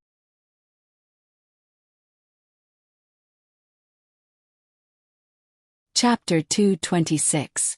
Springfield Kindergarten's curriculum was very interesting. The teachers didn't just force the kids to learn, they focused more on enlightening the kids' abilities. For example, the first 2 weeks of learning how to write. After the teachers taught the kids how to write the strokes, they asked the kids to go home and study how to write their names with their parents. It was this kind of exploration that allowed the kids to understand the structure of words. In the future, they didn't need the teachers to teach them word by word. They could learn how to write other words by imitating them. Of course, this writing lesson was just a beginner's lesson. It was not suitable for these half-grown children to lie on their desks and crawl all day long. After the teachers had enlightened their basic writing skills, they started other more interesting lessons. For example, this week's handicraft class was held. Although it was held to enlighten the kids' hands-on skills, it was very popular with the kids. She liked it very much. Almost every day after she came back from kindergarten, she would look forward to going to kindergarten the next day. Under the guidance of Ms. Shen, who was good at all kinds of handicrafts, she and the other kids seemed to have entered a new world. On the first day, she brought home a heart made of folded red paper. This was even plagiarized by the despicable dad. Yang Yi took a picture of it and sent it to Murphy. He didn't even tell Murphy that it was she who folded it. On the second day, she brought home a big cardboard. On the cardboard, there was a pattern of trees and flowers made with colored shreds of paper and a watercolor pen. On the third day, she brought home a handmade phone that Miss Shen taught them to make with 2 paper cups and a cotton thread to play with. She, who didn't understand the principle behind it, was very happy to show her mother the magic of whispering. On the fourth day. Yesterday it was finally the weekend. Miss Shen demonstrated to the kids in class and gave them the instruction manual. She also gave the kids and their parents a parent-child assignment. Mom, Dad, and the baby have to make a doll out of the discarded fabric at home. Fortunately, it was a small assignment. Otherwise, she would have pestered her dad to go to kindergarten to play with Miss Shen on the weekend. Mo Sansui, on the other hand, was very interested in Shishi's handiwork. He had been preparing the materials in high spirits since last night. She found the bib that Yang Yi had bought for Shishi, but Shishi wasn't a 1-year-old child, so she didn't need it. It was made of 100% pure cotton and felt very comfortable to the touch. Furthermore, it was light pink and the color was pure and elegant. It was suitable for making dolls. As for the cotton wool used for stuffing, Murphy didn't want to use medical cotton. She directly opened Yang Yi's pillow and took out a handful. She even snickered and ran over to Yang Yi to ask him if he knew where she got this ball of cotton. Left with no choice, Yang Yi could only serve her according to the family rules. Without a pillow, the two of them could only sleep on the same bed that night. Yang Yi slept on Murphy's pillow, and Murphy slept on Yang Yi's body. Cough cough. It was worth mentioning that Yang Yi didn't have a needle and thread at home. Although he was an artistic killer who could embroider in his heart, he didn't really know how to embroider. Spider-Man and Hybian King knew how to make clothes for themselves, but Yang Yi didn't. Usually when his clothes were torn, he would just throw them away and change them. Why would he ever think of sewing them himself? Therefore, his pillow couldn't be mended. The next day, he had to find a place to buy needles and thread for Murphy and Shishi to make handiwork for them. Yang Yi really didn't know where to buy needles and thread for mending. Fortunately, he had Ding Xiang, who lived frugally and continued to wear clothes after they were torn, to consult him. Brother Yang, is it because Shishi's clothes are torn? Give them to me. I'll go back to the dormitory and bring them back for you. Taking advantage of the fact that there were many customers during the weekend, Ding Xiang, who came to open the shop early, kindly wanted to help Yang Yi save money. You don't need to buy needles and thread. You don't need it anyway. It's such a waste. After knowing the real purpose of Yang Yi's purchase of needles and thread, Ding Xiang wanted to give her needles and thread to Yang Yi, but Yang Yi politely refused this kind girl. He didn't want needles or thread. He just wanted to know where to buy needles and thread. After a lot of trouble, Yang Yi finally bought back the needle box, pink thread, and his new pillow that Murphy wanted in the afternoon. Finally, it was time to start making handmade dolls. Yang Yi looked at the excited Murphy and kindly reminded her, Murphy, you can't do all the procedures by yourself. This is a parent-child task. You have to let Shishi join in. The little girl, who had been squatting by the side and looking eagerly, nodded quickly. She blinked her big eyes and said, Mom, I want to play too. Shishi wasn't the only one who wanted to play. Seeing the balls of cotton wool, the 3 kittens raised their tails and circled around with interest. They watched the reactions of their owners and looked for opportunities to sneak in and touch them. However, Murphy was very vigilant and drove them away. She spread out the manual, pointed down step by step and said, Shishi certainly wants to join in, but Shishi, Mom has to tell you that you can't touch needles. The sewing work must be done by Mom or Papa. You can help Mom and Mom, okay? She answered happily. No matter what she did, as long as she could join in, it was fine. I don't need to, right? I'll help you drive the kittens away. Yang Yi hurriedly waved his hand. Wasn't threading the needle something that the girls and Dongfeng Booby played with? There was still a way to deal with Little Gray, Dodo, and Little Guai. Yang Yi took out the catmint dolls that he bought a few days ago. In fact, they were just small dolls with bags of catmint stuffed in them. There were exactly 3 of them in a set, and Yang Yi threw them all out. When he threw them out, the British Shorthairs didn't pay attention. Only the active Little Gray turned its head to take a look, but it didn't seem to be as attractive as the balls of cotton wool. However, Dodo's sensitive nose seemed to have smelled something. It ran cheerfully to the nearest doll and sniffed. Suddenly, the 2 pupils of Dodo's eyes turned from slits to big round beads. With a meow, Dodo's 2 paws pounced on the doll, and then started to bite. It didn't seem like it was dealing with an enemy. After biting for a while, Dodo twisted its body and used every part of its big round face to rub the catmint doll hard. In a short while, the 3 catmint dolls found their respective partners, and then they were brutally ravaged by their partners. The filthy scene was simply unbearable to watch. In any case, the 3 little fellows didn't have the energy to disturb Yang Yi and the others for the time being. However, Murphy still arranged a task for Yang Yi. No, Mr. Shen said that he wants parents and children to make this doll together. Yang Yi, how can you not do your homework? Murphy looked at Yang Yi's flustered look, chuckled and said, Come, take this bib and cut off the bumps on the edges. Yang Yi had no choice but to sit down as well. Fortunately, he was only using scissors. He could play with anything related to knives. Grabbing the center of the scissors, he moved the scissors in a circle. The raised parts were all cut out, leaving only an oval piece of cloth. Murphy wasn't idle either. She rolled the cotton wool into strips, and she followed suit. Then, according to Mr. Shen's instructions, the strips were stacked together and rolled into a sturdy and beautiful ball. It's a bit too big. Mr. Shen said that the diameter is about 3 centimeters. Ours is a bit too big, but it's okay. Let's make a bigger doll. Murphy smiled at Shishi, who was curiously poking the ball. Okay, make a big one. I like big dolls. Shishi replied happily.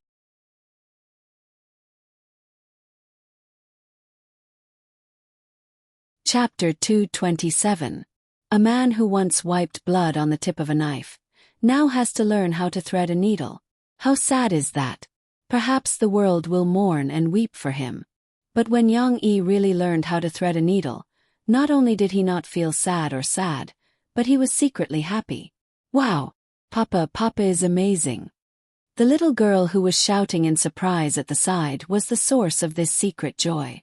When she saw her father casually thread the needle through the thin needle hole, she couldn't help but stand up. Her small mouth became a circle, and her big eyes were full of surprise and worship. How did he do it? Although it was the first time Young-E threaded a needle, he still helped Murphy, but who asked him to have good eyesight, thick and long fingers that were also very flexible. He passed the pass in one try. She, do you want to try? After being worshipped by his daughter, this guy was a little complacent, and he pulled out the thread that had already been threaded. Murphy, who was about to take the needle and thread, saw this scene. She was angry and laughed. She said angrily, "You hold the tip of the needle, don't prick your daughter." She caught the tip of the thread and was eager to try, but when she heard the word prick, the little girl was a little scared. She held the thread with her right hand and retracted it, while her left hand repeatedly waved and timidly said, "I'm scared, Papa, I'm scared, prick is very painful." "It's okay, you can't prick it.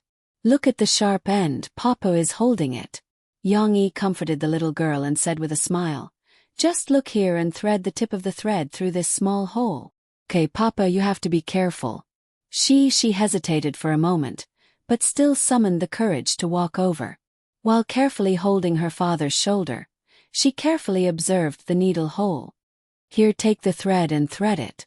Young-E encouraged the little girl. However, although she's eyesight was very good, but when she was about to step on the hole, her little hand shook, and the hateful thread couldn't get through. Her small hands were trembling so much that the thread was swaying left and right. It was a stark contrast to her father's steady hands. "I don't know how to do it, Papa will do it." She tried for a while and finally lost her patience. She pouted her small mouth unhappily. "Daddy will show you the magic of piercing the needle," Young-E said excitedly to she. He especially enjoyed his daughter's admiring eyes. Sure. Since she didn't have to do it herself, she became lively again.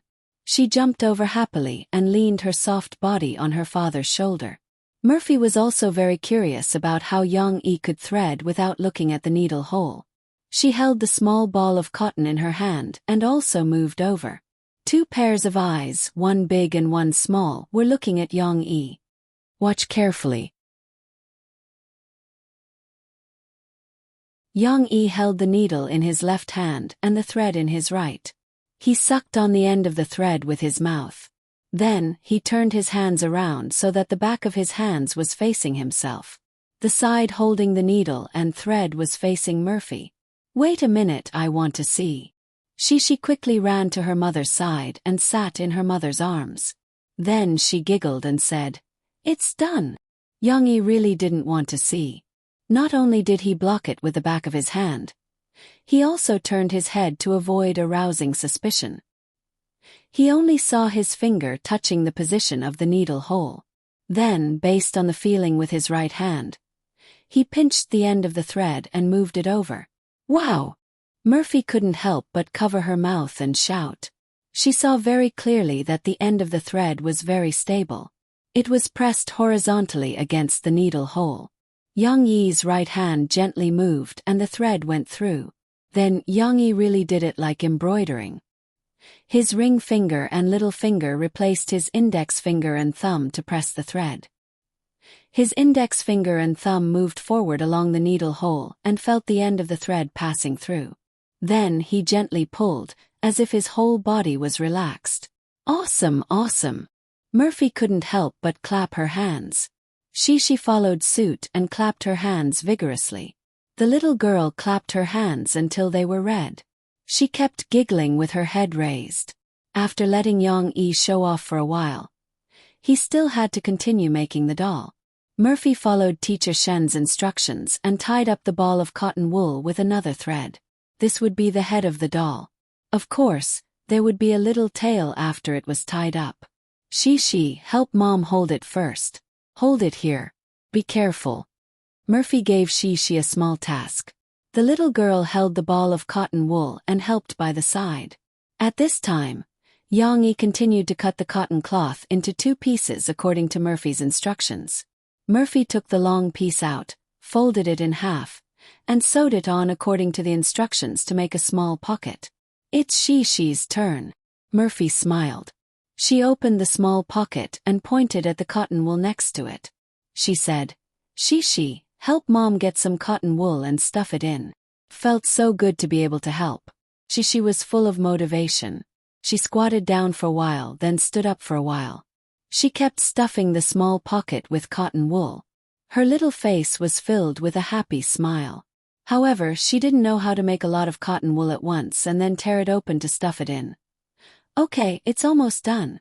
Shishi, give the ball to Mom, Murphy said. Young-yi had nothing to do now, so he watched from the side. He saw Murphy stuffing the neck of the ball of cotton wool into the pocket.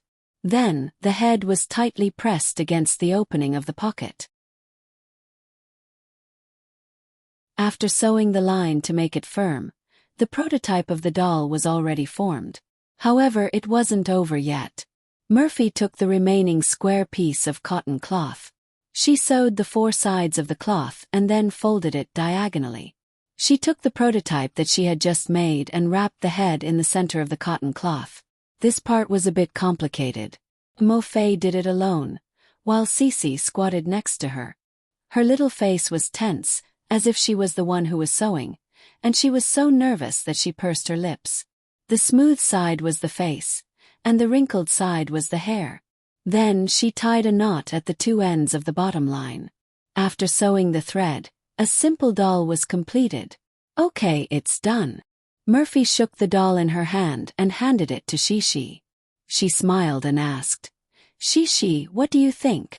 It looks good. Shishi quickly nodded. She pouted her little mouth and said to her mother, It looks better than Teacher Shen's. Really? Then I'm so happy. Murphy grinned from ear to ear. She was happier than if she had released a platinum album. But I don't want to bring it to Teacher Shen. I like it too, Shishi said hesitantly to her mother, hugging the doll tightly. Why? Murphy was puzzled. Because I want to hug it to sleep at night. Shishi felt that this doll was extraordinary. It was made by her father, mother, and Shishi. It had completely replaced the original Big Bear in her heart.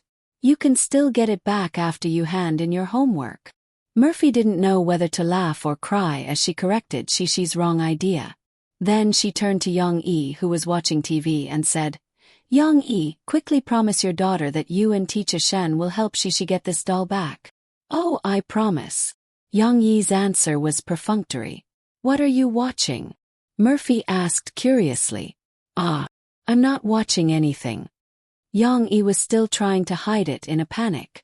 Murphy walked over suspiciously and saw that the TV was playing the recording of yesterday's Fast Music, Fast Music. Then on the TV, she was affectionately singing the song, I Came Across the Ocean to See You. If you want to watch, then turn on the sound. Why are you being so sneaky? Mo Fei blushed and pinched the soft part of Young-yi's waist, although it was not soft at all. Last night, the show started at 10 o'clock. Shishi had already fallen asleep. Young-yi and Murphy were sitting in the living room watching the show. Murphy didn't want to watch it. She felt that she was ugly on variety shows, but Young-yi insisted on watching it. He especially wanted to hear her sing the song, I Came Across the Ocean to See You.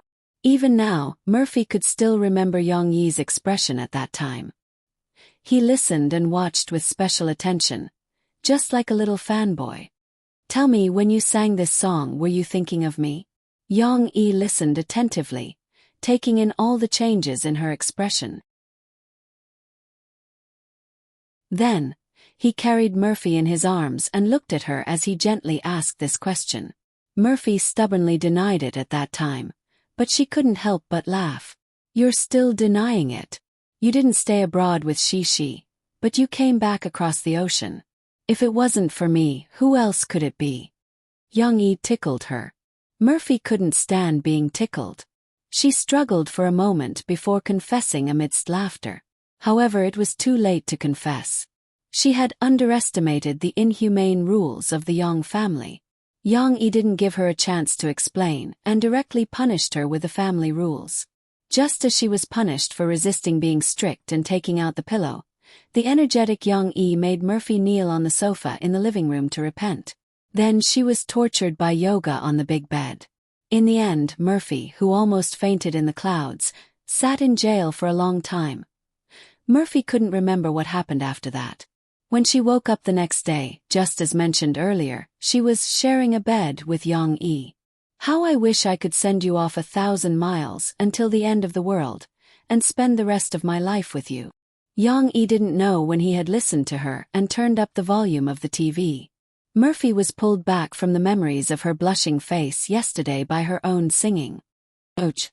Young E pulled his foot back in pain. He was stepped on by Murphy, but it wasn't too painful. He looked at Murphy in confusion. "What's wrong? Why did you step on me? Who told you to always think of doing bad things?" Murphy said angrily with a red face. "What bad things?" Young E really couldn't understand. He was just listening to Murphy sing and he was doing bad things. What kind of logic was this?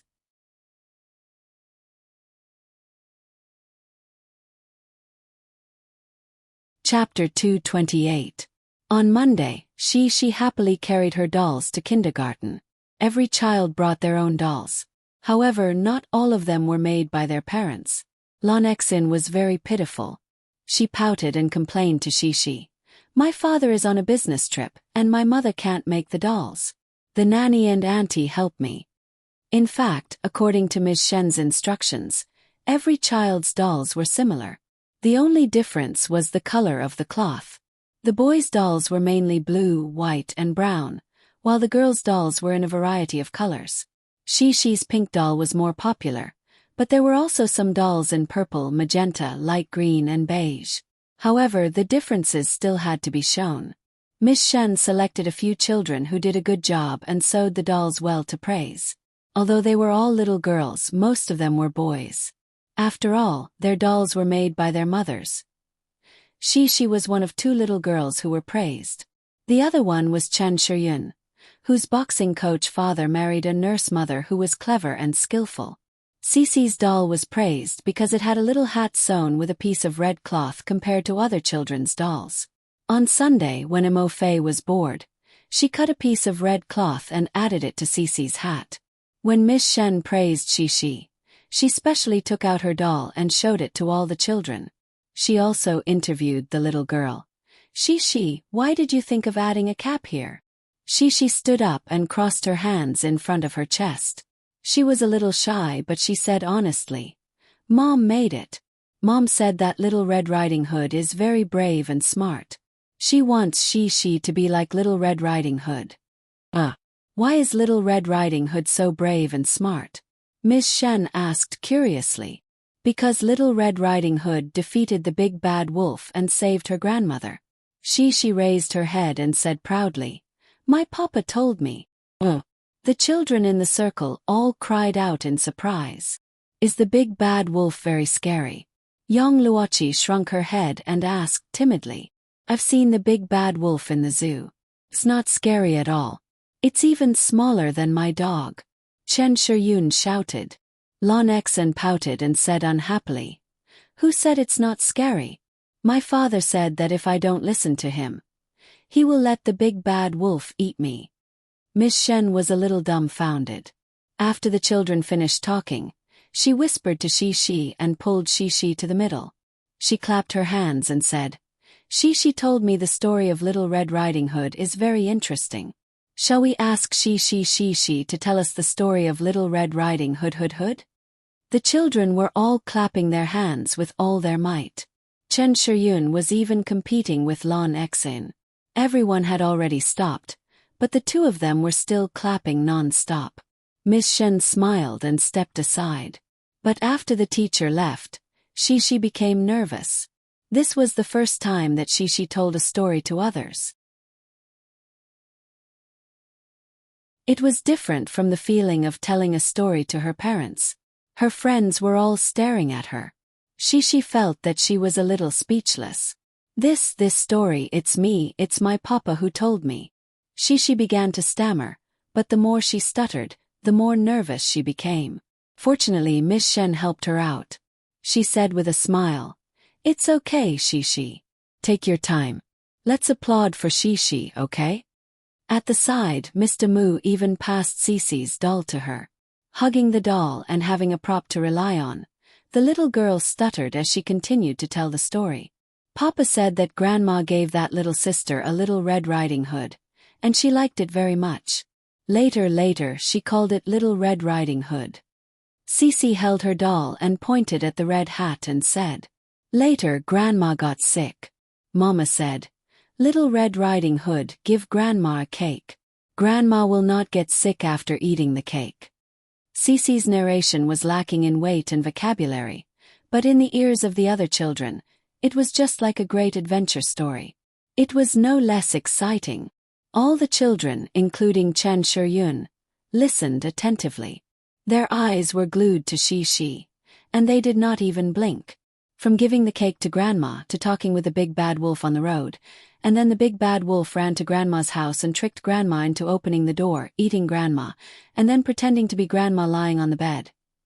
Shishi's story was indeed short of many details, such as the happy experience of Little Red Riding Hood on the road, and the psychological activities of the big bad wolf.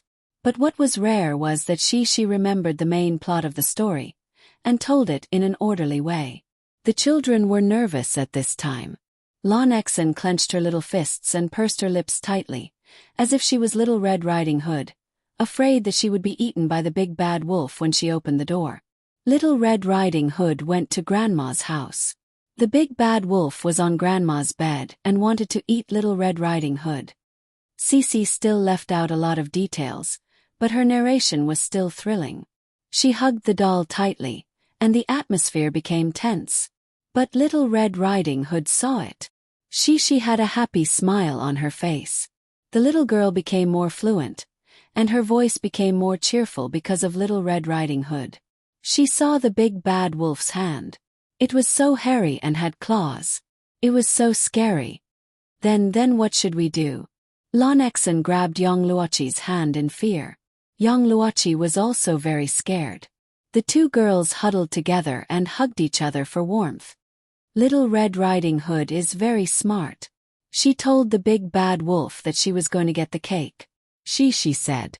The plot of the story was different from the original. Yang Yi changed the story for Shishi, saying that Little Red Riding Hood tricked the big bad wolf into leaving the cake outside the house. In fact, although Little Red Riding Hood found the cake, she was still eaten by the big bad wolf. In the end, the hunter came to save her. Then Little Red Riding Hood went to find the hunter uncle. The hunter helped her defeat the big bad wolf and then saved Grandma. She finished the story. Wasn't Grandma eaten? Nan Zhaoyu listened carefully.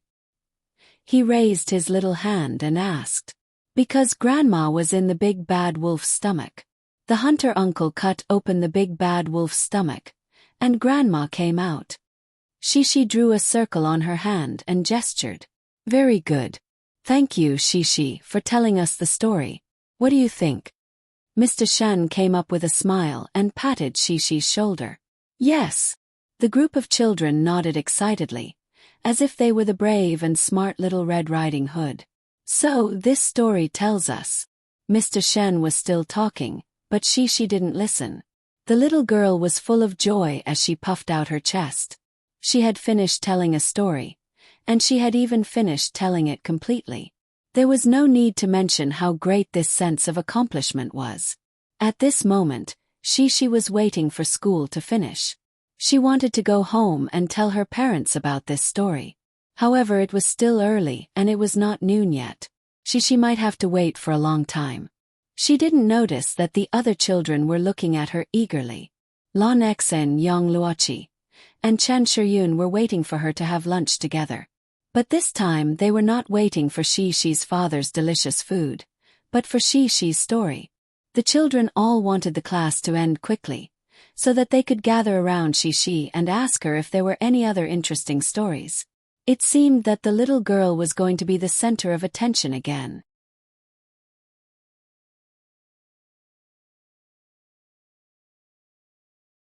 Chapter 229. Murphy had not returned on Monday. Niu Meiling, who had received the news from her subordinates, could not sit still. The next morning she called Mo Shaowan and gave her an ultimatum. Come to my office. Let's talk about Murphy. Mo Shaowan was not timid and went to the meeting alone. What does Murphy mean? She's grown up now and doesn't want to renew the contract with the company, right? When Mo Shaowan walked in, Niu Meiling gave her a show of strength.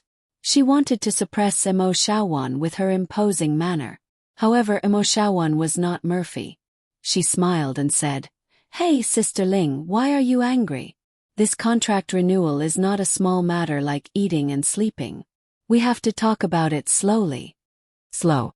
Is this the attitude of wanting to talk to me? Niu Meiling snorted. It's been more than a week, and Murphy hasn't said anything. She even hid and refused to see me. I think you guys have a guilty conscience. Sister Fei is sick today.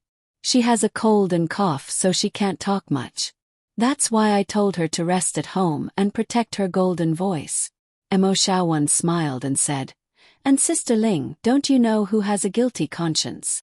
Niu Meiling was shocked and angry. Oh Shaowan, you're talking to me like that? What's with your attitude? Sorry Sister Ling, I'm a quick talker and can't control myself. It's my fault, please forgive me. Mo Shaowan smiled as she apologized, but she didn't mean to apologize at all. This girl was actually a little tired of Niu Meiling's aggressive attitude. She almost couldn't help but flip the table. Humph! Niu Meiling was furious. However, before Mo Shaowan could finish, she still smiled charmingly and said, Sister Ling, actually, we also have the sincerity to renew the contract, but we can't just go all out, right? What kind of sincerity was the company showing? Our Sister Fei is currently holding up the contract, and there is still half a year left before the contract expires. You want her to renew the contract, and even renew this kind of 7-year trash contract. It's fine if you want to fool the newcomer, but don't think that our Sister Fei is simple and easy to fool. Mo Shaowan was still smiling as she spoke, but the sharpness in her words had already been revealed. That was then, and this is now. I have also told Murphy about her performance when she signed the contract before, and what her performance is now. The company's situation is not as optimistic as it used to be. Signing this contract with her is already a concession on account of her previous contributions to the company. Niu Meiling's tone relaxed as she persuaded, Sister Ling, don't play this game with us. Sister Fei's results were so bad after her return. At first we didn't know what was going on, but later on we more or less understood. Don't you know that the company didn't really support Sister Fei's return? Mo Shaowan smiled slightly, but her heart was holding back a ball of fire. Isn't the company going to support Murphy? What are you talking about? Niu Meiling became angry and reprimanded. We won't delve into the past, but Sister Ling, why are you in such a hurry to renew the contract now? Why don't you wait for our Sister Fei to release this album and see what kind of results it will have? See if she can once again reproduce the glory of the platinum album of the past before considering renewing the contract. Mo Shaowan asked with a smile. Impossible, if Murphy doesn't renew the contract, we can't release an album for her. She can drag it out, but let's see if the company dares to freeze her. Niu Meiling's face was left behind by Mo Shaowan again and again, so she simply shed all pretense of cordiality and threatened. Mo Shaowan narrowed her eyes like a cat, and her smile disappeared. However, she didn't lose her temper, but gently, as if a friend was persuading her, she said softly, Sister Ling, our Sister Fei's contract has less than a year left.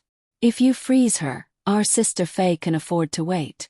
At worst, she can take the new album to another company to record in a year. It's not like you don't know that these 12 songs were authorized by Muzong to our Sister Fei. Not to you. Niu Meiling's breath couldn't help but stagnate, and her nose was almost crooked from anger. Is Murphy's wings hard now? She's determined to leave. Look at what you're saying, Sister Ling. Just now, that Sister Fei's words were said by you first, right? Our Sister Fei has deep feelings for you and Tianmei, so of course she can't bear to leave. However, if you insist on forcing her, and even use words like freezing her, I'm afraid she'll be forced to leave by you no matter how determined she is. Mo Xiaowan recovered her smile, and looked like she was grinning. Niu Meiling took a deep breath and calmed her mood. Although Mo Xiaowan was very annoying, and made Niu Meiling a little confused, Niu Meiling had to admit that Mo Xiaojuan's words were reasonable. She also had a deep understanding of Murphy's personality, and she had even worked with Murphy longer than Mo Xiaowan. This child was cold on the outside, but warm on the inside, and had a stubborn personality. She could be tied down with emotions, but if she was really forced, she might run away. What's Murphy's attitude? Does she still want to talk to the company about renewing the contract? Niu Meiling asked coldly. Of course she wants to talk, but the company has to show some sincerity, Mo Xiaowan said with a grin. Mo Xiaowan was actually cursing in her heart. Talk my ass, my sister Fei wants to leave. However, on the surface, she still had to do it. Mo Xiaowan didn't know that Yang Yi had resources. She was inclined to use Tian Mei to raise Murphy's status first, and then leave when the contract expired. Falling out with her was probably the last resort. Ahem, actually, I don't think we need to settle things now, Sister Ling, Mo Xiaowan said with a smile. This year is still long, and you don't know how Sister Fei will develop.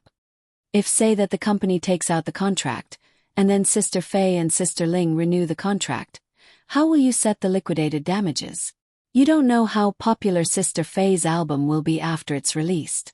If there are still companies that think that Sister Fei is more valuable than the liquidated damages you set, what will you do if they pay the liquidated damages to poach her?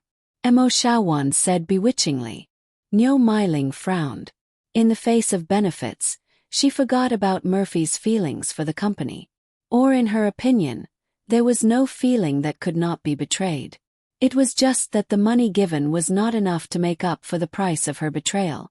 Obviously, this time, the negotiation between Niu Meiling and Mo Xiaowan reached a deadlock. The two parted on bad terms, but fortunately, they didn't completely fall out with each other.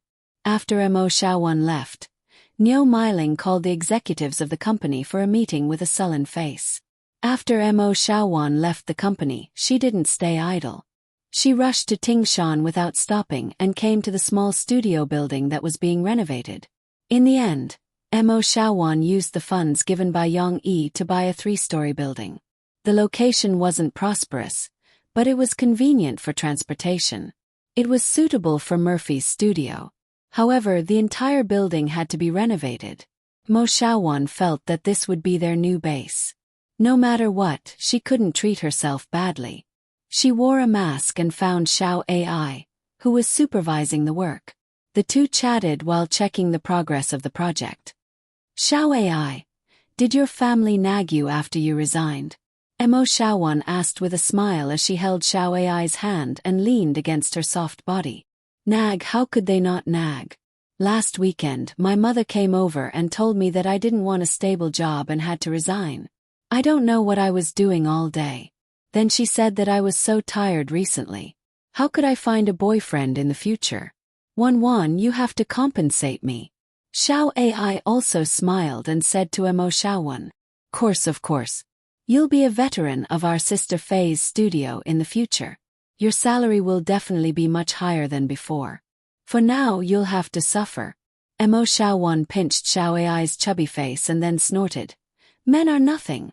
If they look down on us, we'll look down on them too. That's right. They force me to go on blind dates all day.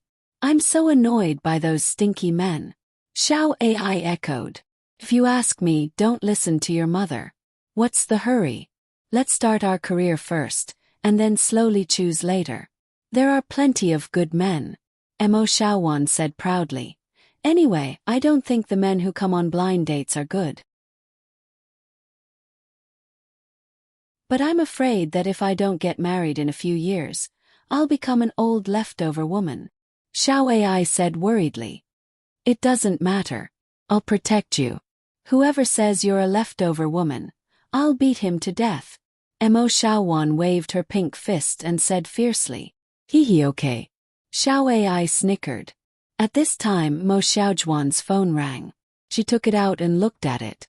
Seeing that it was another call from Niu Meiling, the corners of Mo Xiaojuan's mouth curled up slightly. Looks like it's done.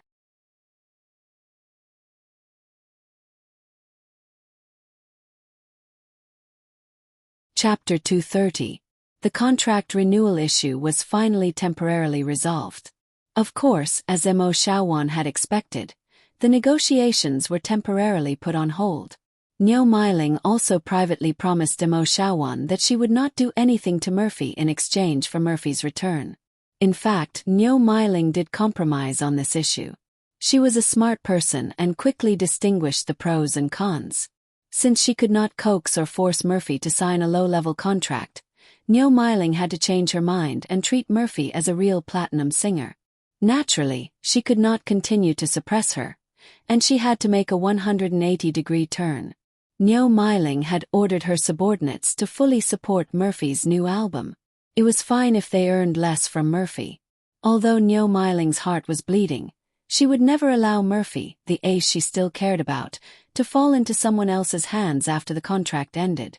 Based on her understanding of Murphy, Niu Meiling felt that as long as she maintained her relationship with Murphy, with so many years of cooperation and friendship, she could firmly tie Murphy and her Tianmei together. However, Niu Meiling only considered the possibility of Murphy jumping ship to another company or another company to poach her family's pillar. She did not think that there was another possibility for Murphy. Establishing her own family. Niu Meiling also did not think that Mo Xiaojuan, this audacious girl, would rely on her brother-in-law's financial support during the contract period to poach a few girls from her company and start her own business outside. Of course, Niu Meiling's strategy was not bad. Murphy was indeed easily dominated by feelings. Under her care, she might be reluctant to leave Tianmei. Then, it will depend on your ability, brother-in-law. After Yang Yi sent Murphy back, Mo Xiaojuan quietly talked to Yang Yi on the phone. She analyzed the changes in Tianmei and Niu Meiling's thoughts, then laughed and said, "You have to work hard to snatch Sister Fei from Tianmei." Yang Yi agreed. Yang Yi was not too worried that Murphy would be reluctant to terminate the contract with Tianmei. What kind of master and disciple relationship could compare to her feelings for him? Brother-in-law, I think highly of you. You can use both hard and soft tactics. My sister definitely won't be able to stand it and will agree to it in the end. Mo Xiaojuan said meaningfully. Course, this will have to be done slowly. A small stream flows long.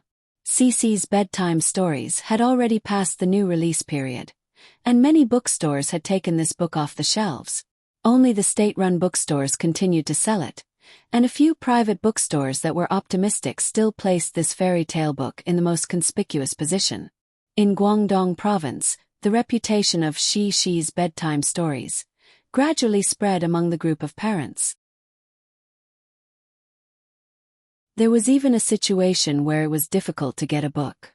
Fortunately, the people in Sahara reacted quickly and released advertisements for online sales channels in the local influential media. Many parents who had opened online banking took advantage of the bank's activities to give it a try. They registered and logged in to the Sahara Online Mall and bought Cece's bedtime stories. Although the courier fee was included, after deducting the website discount, the price of the online mall was a few yuan lower than that of an ordinary bookstore. With this plan in mind, they gradually realized the benefits of this online mall. Even if they did not buy anything, they still had the mentality of looking and comparing the price of the goods in the online mall with the price in the physical store in reality. In addition, from this month onwards, the online mall specially cooperated with the manufacturers of infant products and children's products to organize activities. In particular, the imported infant products such as milk powder and diapers on the counter were much cheaper than those bought in the supermarket. Seems like it's quite cost-effective. Although many people were deeply wary of online shopping, there were also many people who were moved by the difference in price and chose to buy. Even mothers who did not dare to buy would chat with the mothers around them and tell others about the discount during their leisure time. The fame of the online mall spread little by little. The back-end monitoring staff of the Sahara Online Mall could see that the sales data were increasing exponentially every day. It seemed that these were all driven by Cece's bedtime stories, but the specific analysis was not so. At the end of the day, this was a reflection of the superiority of the online mall's price after reducing the intermediate channels. In any case, the sales of She's bedtime stories also began to rise. As more and more people read it, a good reputation began to spread out of Guangdong province. Until one day, a netizen who originally went to the Sahara Online Mall to buy the book Drawing Sword saw the online mall's large banner promoting it. By Yang Yi. Doesn't Yang Yi write military novels? Although he's been playing with crime themes recently, when did he write a fairy tale book?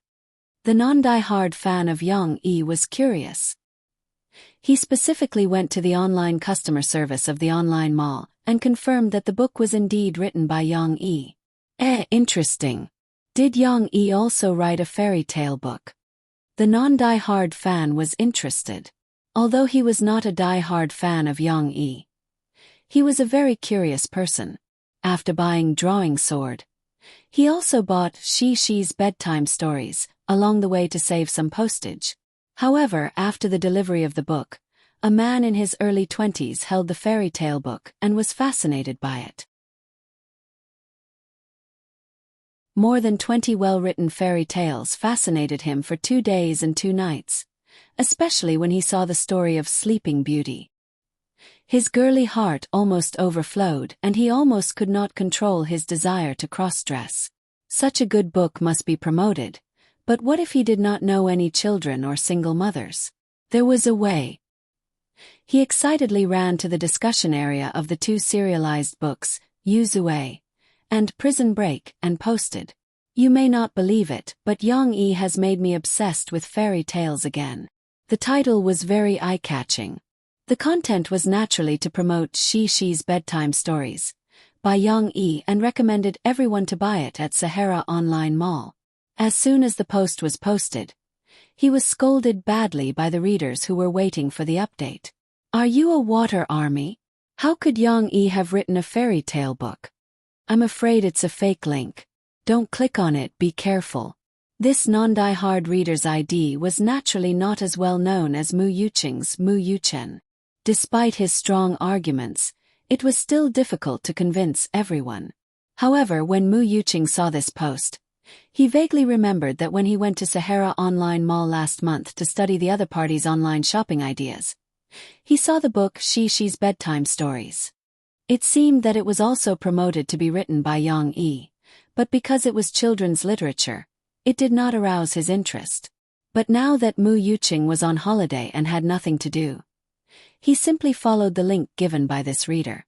It was really written by Yang Yi. Since he could not wait for the update, he would buy it and read it. Mu Yuqing jumped into the pit excitedly. A few days later, Mu Yuqing reposted the post of the non-die-hard reader who had long disappeared and grandly recommended She's bedtime stories to millions of readers who were waiting for the update. "It's really written by Yang Yi. It has been confirmed with the customer service." Yang Yi compiled the bedtime stories he told his daughter into a book. It's full of father-daughter love. Although the sales of the book in physical bookstores are not ideal, the quality is definitely not ordinary. The plot is very exciting, and although the wording is simple, Yang Yi's writing is as good as ever. If I had to write a recommendation, I would say, it's suitable for both young and old. Although it's a fairy tale, adults will be fascinated by it. Mu Yuqing was really enthusiastically doing the free promotion work. With a familiar ID like him, many readers could not sit still. Damn, even old Mu has spoken. It seems that I have to buy it. Buy.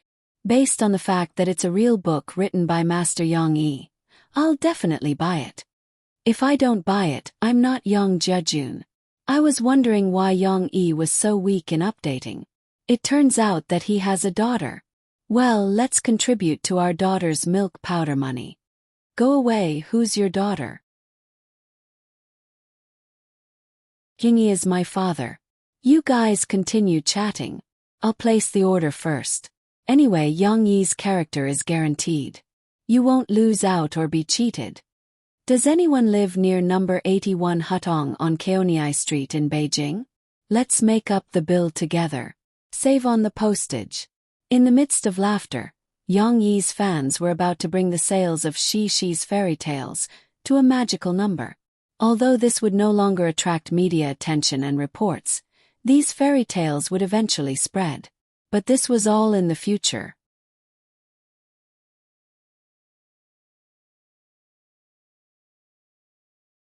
Chapter 231. The weather in Jiang City had become cold. A few days ago, the highest temperature had reached 30 degrees, but after a cool drizzle, the temperature suddenly dropped. Especially at night, Yang Yi, who lived next to the Grand Canal, could feel the coldness in the wind from the balcony. According to the 24 solar terms in traditional Chinese culture, now was the time when the cold dew had passed and the frost had not yet arrived.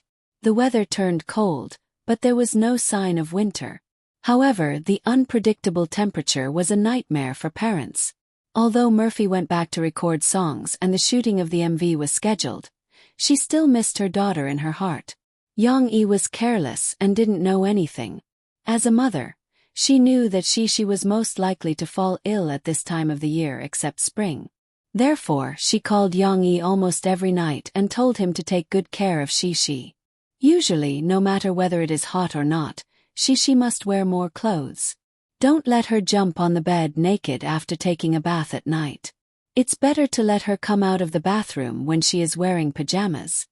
In fact, not only did Murphy tell Yang Yi, but when Yang Yi picked up Shi from kindergarten, Mr. Mu also told him to pay attention to the child's physical condition.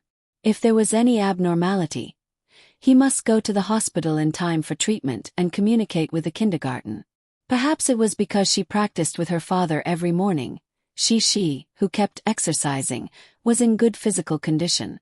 After a few days, the little girl was still alive and kicking, which made Yang Yi feel a little relieved. However, Shi's little friend still fell ill. Today, when Yang Yi picked up Shi, the little girl sat in the child seat in the back seat and said to her father unhappily, "Papa, XNR didn't come to kindergarten today." "Why?" Yang Yi asked curiously. "I don't know, but Chen Shiyun said that XNR was sick. Her mom told her that," she said. Yang Yi understood that Lan Xen was sick and went to the hospital, which happened to be the hospital where Chen Shiyun's mother, who was a nurse, worked. Shi, you have to be careful too. Don't kick the blanket off when I cover you with it at night." Yang Yi smiled and said, "Look, that girl didn't come yesterday. Today XNR is also sick. They probably caught a cold because they were disobedient." Shi didn't understand the last sentence, but she didn't want to tell her father about it. The little girl pouted and said sadly, "But Papa, I miss XNR. Will XNR come back?" Cough cough. What do you mean by not coming back? Children's words carry no harm.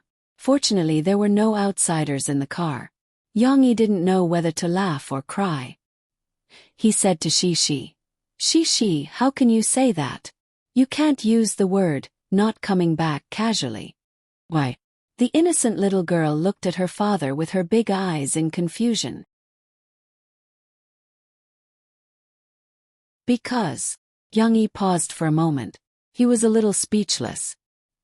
He really couldn't think of any reason, so he could only tell his daughter the truth. Because if someone doesn't come back in some specific context such as what you said just now, XNR is sick, it means that someone may die. She couldn't understand her father's long paragraph of words. What context? She couldn't understand. But she still understood the last sentence. The little girl's face suddenly turned pale. She waved her hand in horror and said, "No, she didn't mean that XNR is dead." Well, at first, she blamed herself, but the little girl scared herself. She seemed to think that Lan Xen was really going to die. She pursed her lips and her eyes turned red. "I didn't mean that. I hope you can pay attention to the words you use in the future. Don't cause misunderstandings." Yang Yi was driving, so he didn't pay attention. After a while, he heard the little girl in the back seat sobbing in a low voice. "Hey, why are you crying?" Yang Yi saw the little girl wiping her tears and looking pitiful in the rearview mirror. He quickly found a safe place to stop the car. Under her father's inquiry and comfort, she said in a choked voice, "Papa, I'm afraid." "What are you afraid of?" Yang Yi asked confusedly.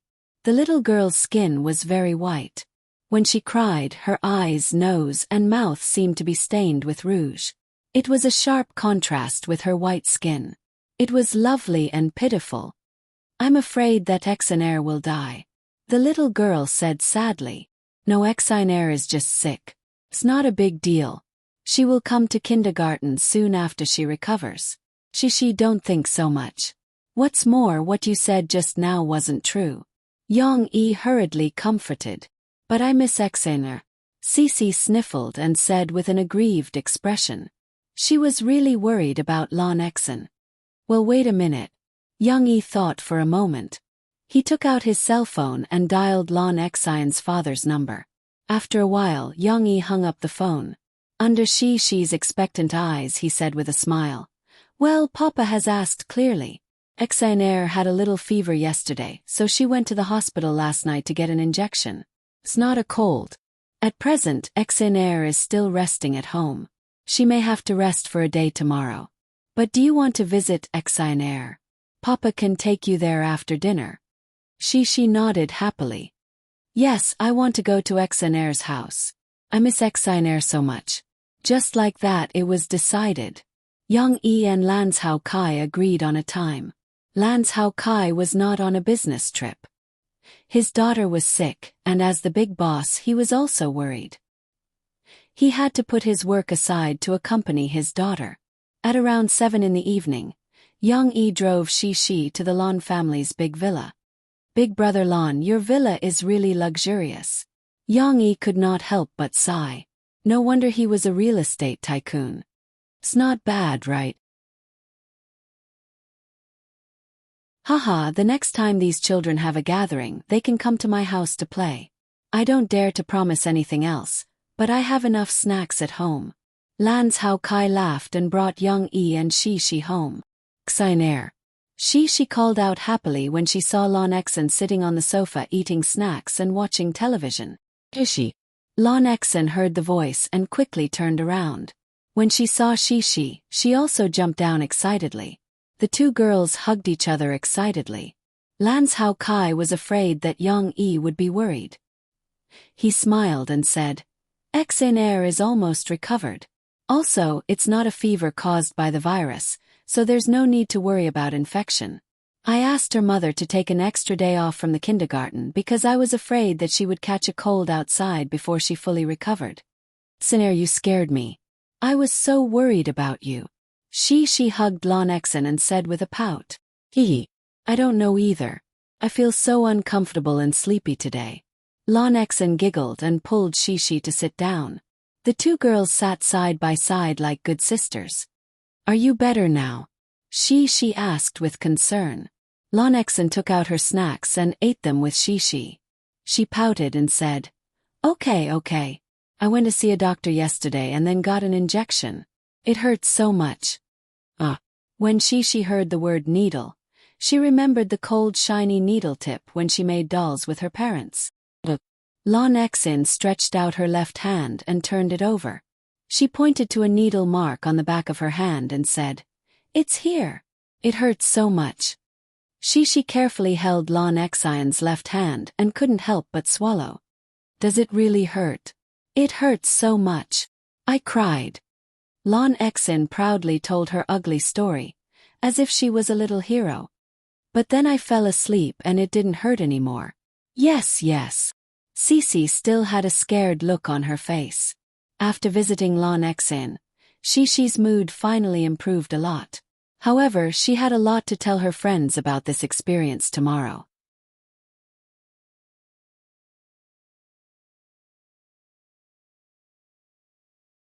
Chapter 232. Murphy had been back for a few days, but she didn't see Jean Ming at the company. Murphy didn't think much about it in the first 2 days because her work was arranged to discuss the plot of the music video corresponding to the songs with the music video director and scriptwriter invited by the company. Obviously, Murphy didn't know how to act. Even if the music video was shot, Murphy would still need to participate in some scenes, but that would only be her natural singing. The company would invite some young actors to play the lead role in the music video, but the script still needed Murphy's consent. However, after the general plot of the music video was discussed, Ji Ning-ming still didn't appear. Murphy finally couldn't take it anymore and asked Mo Shawan to ask.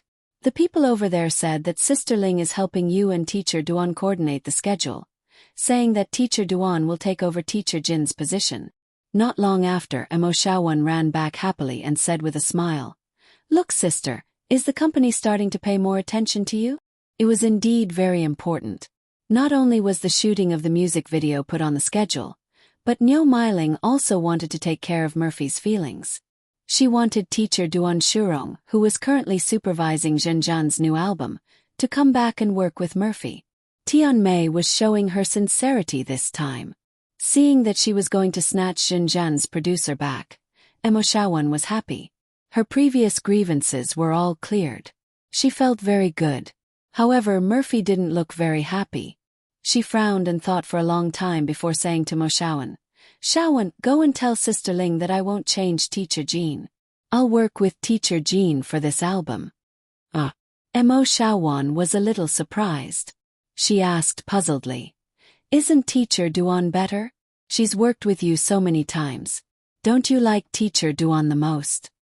"I like Teacher Duan a lot, and I don't deny that Teacher Duan's level is indeed higher than Teacher Jin's. Of course, Teacher Jean isn't bad either. But the most important thing is that we can't go back on our words," Murphy said to Mo Shawan seriously. "Teacher Jean gave me a lot of help in the early stages of this album, and he has completed the arrangement of most of the songs. How can we abandon him now?" Mo Shawan hated it when Murphy tried to reason with her. She quickly grabbed Murphy's hand and said, "No problem. Sister, you can choose whichever teacher you want to be your producer. I'll go tell Sister Ling." At Springfield Kindergarten, although it was the weekend, Shishi was still very happy because her little friend Lon Exin was finally back. "Sir, I miss you so much." As soon as they saw each other, Shishi and the other little girls ran over happily and held Lon Exin's hand as they spoke excitedly. "Haha, Shishi, didn't you come to my house last night?" "Yes." "Then why do you still miss me?" "But you didn't come yesterday, so I missed you." "Okay, but you didn't miss me when you came back to class after the holidays." Lon Exin said the holidays, but in fact it was just the weekends. Yes. She anxiously explained. "I miss you very much." "Haha, well Shishi, you are my best friend." Lon Exin happily hugged Shishi, although she was not as tall as Shishi. Shishi also happily hugged Lon Exin and said, "Exin, you are also my best friend." At this time Chen Shiyun, who had just skipped by, turned her head and shouted, "Shishi, how can you say that? I am your best friend." Shishi quickly waved her hand. She pulled Lon Exin and Chen Shiyun up and said, "You are all my best friends." In fact, the scene of Chen Shiyun and Lon Exin fighting for affection often happened. Usually at this time, Yang Luoqi's aggrieved voice would be heard. "What about me?" However, she did not appear today. "Where is Chi-Chi?" She found this problem. They did not see Yang Luoqi until the class started. Fortunately, after Teacher Mu came in, he talked about the situation of the children who were absent today, including Yang Luoqi. "Today we are very happy to see Exin come back healthy. However, you may have noticed that 3 children asked for leave today and Chi-Chi." Teacher Mu named the 3 children, of course, not to blame them. Chi-Chi's father called to tell Teacher Mu that Chi-Chi woke up this morning with a cold and needs to go to the hospital to see a doctor. Shi and Lon Exin turned their heads and looked at each other. Although the 2 girls were very obedient and did not whisper, they could see the surprise in each other's eyes. Chi-Chi is also sick. Recently, influenza has been frequent. Children, you must pay attention to keeping warm at home and in school. If you sneeze or have a runny nose, you must be sure to tell me or your parents quickly. Teacher Mu continued to remind them. However, the girls' minds were no longer on it. After a short lesson on learning pinyin, Shi, Lon Exin, Nan Zhaoyu, and Chen Shiyun gathered together. "Chi-Chi is sick. I want to see Chi-Chi." Lon Exin spoke first, holding Shishi's little hand. "Because I'm sick, Shishi also came to see me." Chi-Chi is also my good friend. I want to see him. I want to go too. Chi-Chi raised her other little hand high. She looked excited, as if she was signing up for a fun activity. That's great. I want to see Chi-Chi with Chi-Chi. Lon Xin jumped happily. Yes, let's go together. Chi-Chi also jumped. I want to go too, but my father may not be free. Nan Zhaoyu said with a little frustration. My mother can't drive. Then I can ask my papa to pick you up. Chi-Chi's mind flashed and she quickly said, my papa's car is very big. He can take you and your mom. I also want to sit in Chi-Chi's father's car. Lon Xin was a little envious. Of course, she didn't think that Chi-Chi's father's car was very luxurious. There were more luxurious cars in her garage. The little girl simply felt that it was very interesting to sit with her friends. But my papa's car can't seat too many people. Chi-Chi hesitated and said, my papa's car can seat 4 people. My papa said that he can't seat Xinair. Well, I'll ask my father's driver to drive. Lon Xin didn't care. Chen Shuyan, do you want to go together? Chi-Chi turned to look at Chen Shuyan, who had been silent all this time, and asked expectantly. Chen Shuyan pouted and pretended to reluctantly say, well, I'll go too. But my father also has a car, so I don't need to sit in yours. Then let's pinky swear and go see Chi-Chi together. Chi said happily. The several friends happily decided that they would go see each other tomorrow, which happened to be Saturday. However, they didn't know what they were doing. In the evening, when Yang Yi heard that Chi wanted to visit her friends, he originally wanted to agree. But when he heard that Yang Luoqi had caught a cold, he shook his head. No, how can you do that? Colds are contagious. What if you catch a cold? Yang Yi explained. However, Chi didn't listen to his explanation this time. She felt wronged and cried. They had all agreed to go see Chi. How could they break their promise? Chi felt that her father had made her betray her friends, and she cried sadly. As she cried and cried, Yang Yi was swayed by his pitiful daughter's crying. He thought carefully and felt that a cold was not so terrible. Could it be that visiting a patient would cause her to be infected? It seemed that there was no such thing as a 100% probability, right? He himself had never caught a cold before. Moreover, in Yang Yi's heart, the 2 words trust were indeed very important. Whether it was his predecessor or his previous life, it didn't matter if he didn't keep his promise to others, but to his own brothers, he must keep his promise. Thinking about it this way, Yang Yi also felt that he couldn't let Chi go back on her word just because of a little difficulty. Let's go see Chi tomorrow. Daddy was wrong. Chi, Daddy will take you to see Chi tomorrow. Yang Yi made a promise. Chi smiled through her tears.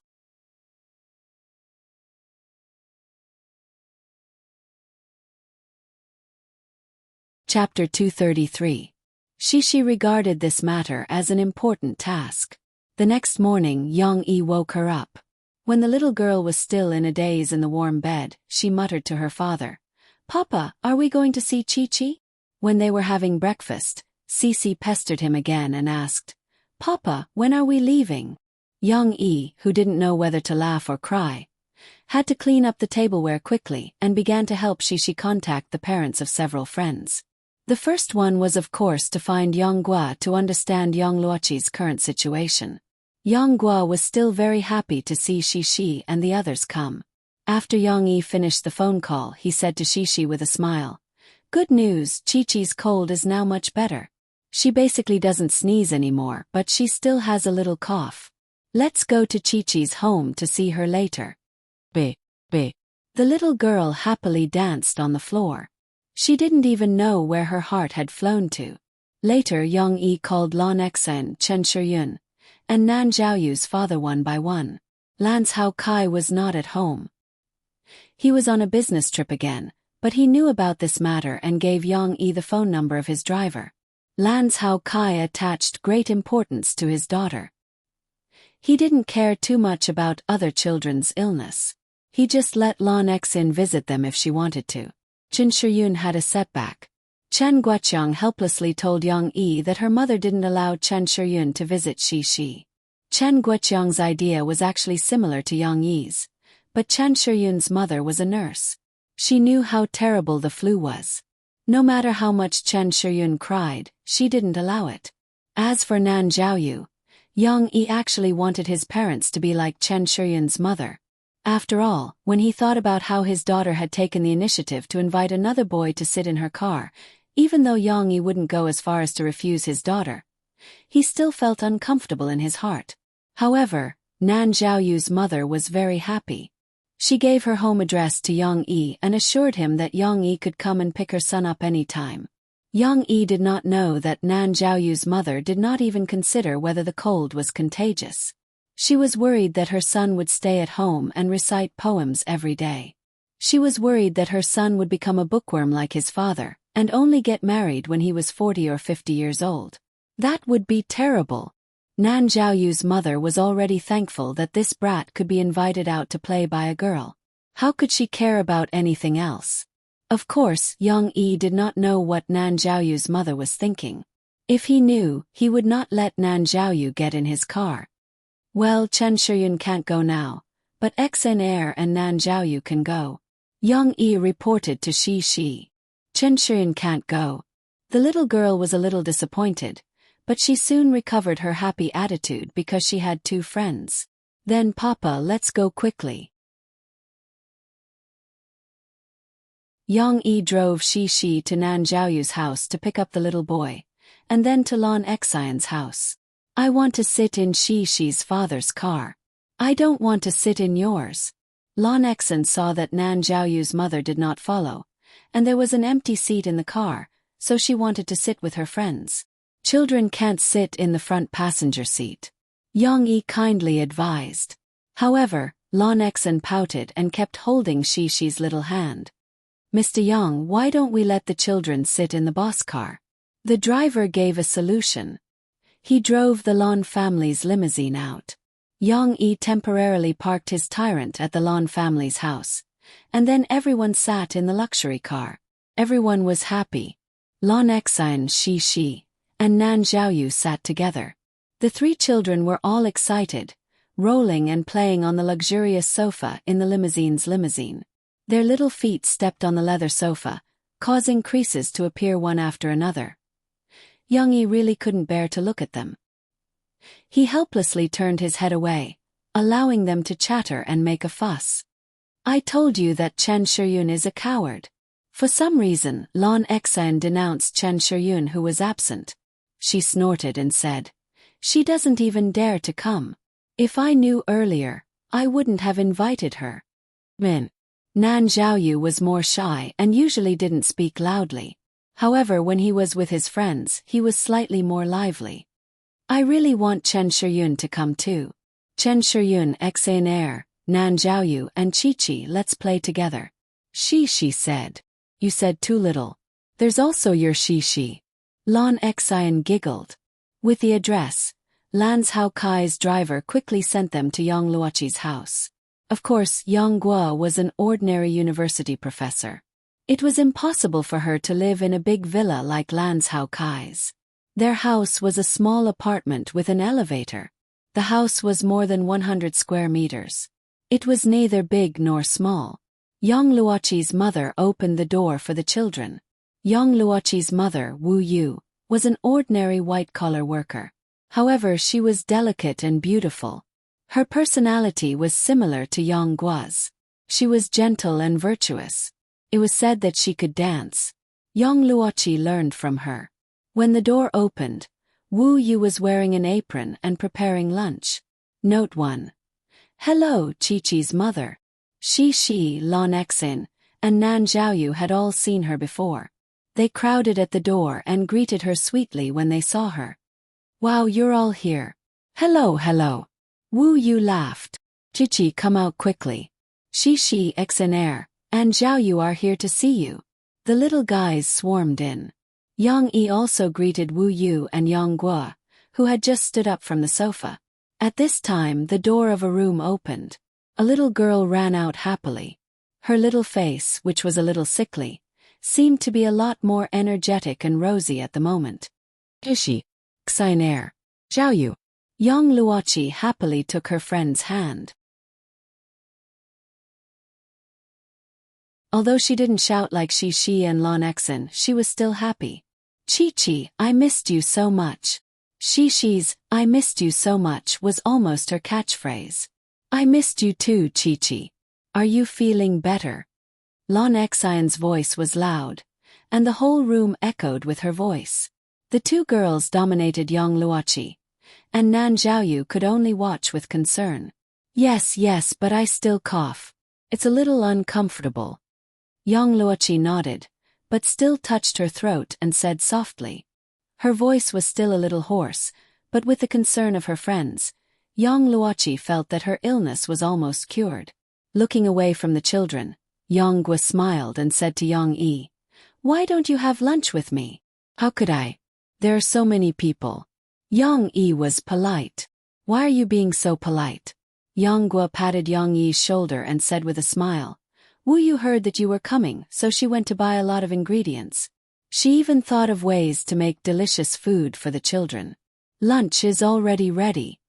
"Yang Yi, my cooking skills may not be as good as yours, but since you're here you should try it and then give me some pointers." Wu Yu smiled generously. No. Yang Yi didn't refuse this time. He smiled and said, "Okay, then this afternoon we'll have lunch at your house. Thank you for your hard work, sister-in-law." Yang Yi went over to the children to announce the news. Shi and the others all cheered. "Chi, we're going to eat at your house." She said happily. "Your mom's cooking is also delicious." I'm also happy." Yang Luoqi, a quiet little girl, couldn't help but jump up and down with her friends.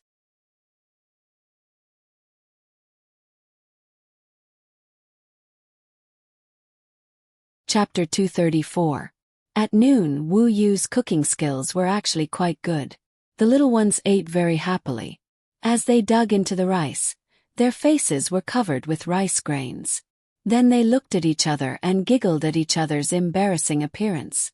After the little ones finished eating, they threw down their bowls and chopsticks and ran to the living room to play. The adults were still eating slowly, watching the little ones play crazily while chatting. After Wu Yu asked Yang Yi for some tips on cooking, she couldn't help but be curious. "Yang Yi, where are you from? How can you cook from everywhere? And from your accent, I can't tell where you're from." Yang Yi was in a trance for a moment, then he smiled and said, "I'm from Onqing, but I went to the southwest to serve as a soldier a long time ago. After I retired, I traveled all over the country, so my accent has long been mixed up. How can I tell? I can cook so many dishes, of course I learned from eating and drinking all these years." In a trance, he thought of his hometown. His hometown was a poor mountain village in Paigua County, Paigua City, Onqing Province.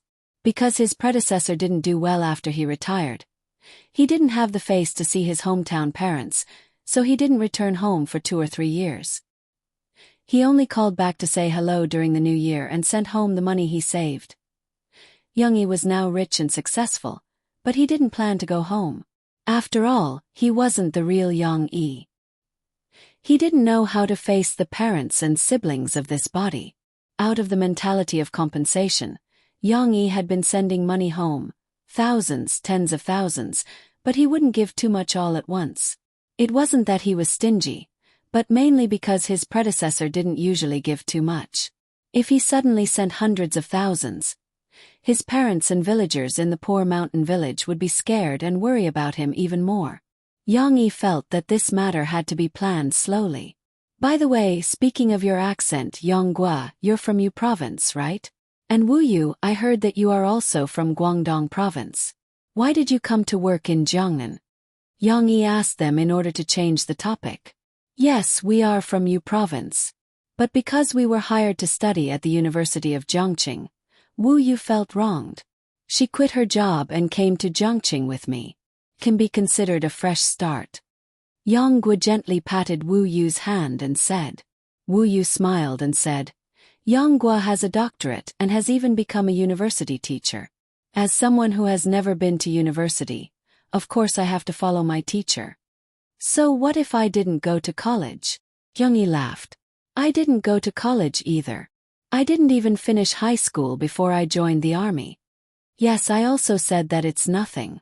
Academic qualifications don't represent everything, but she still cares a little. Yang Guo lovingly glanced at Wu Yu and explained to Yang Yi. Furthermore, it's not like Wu Yu didn't have the opportunity to go to university.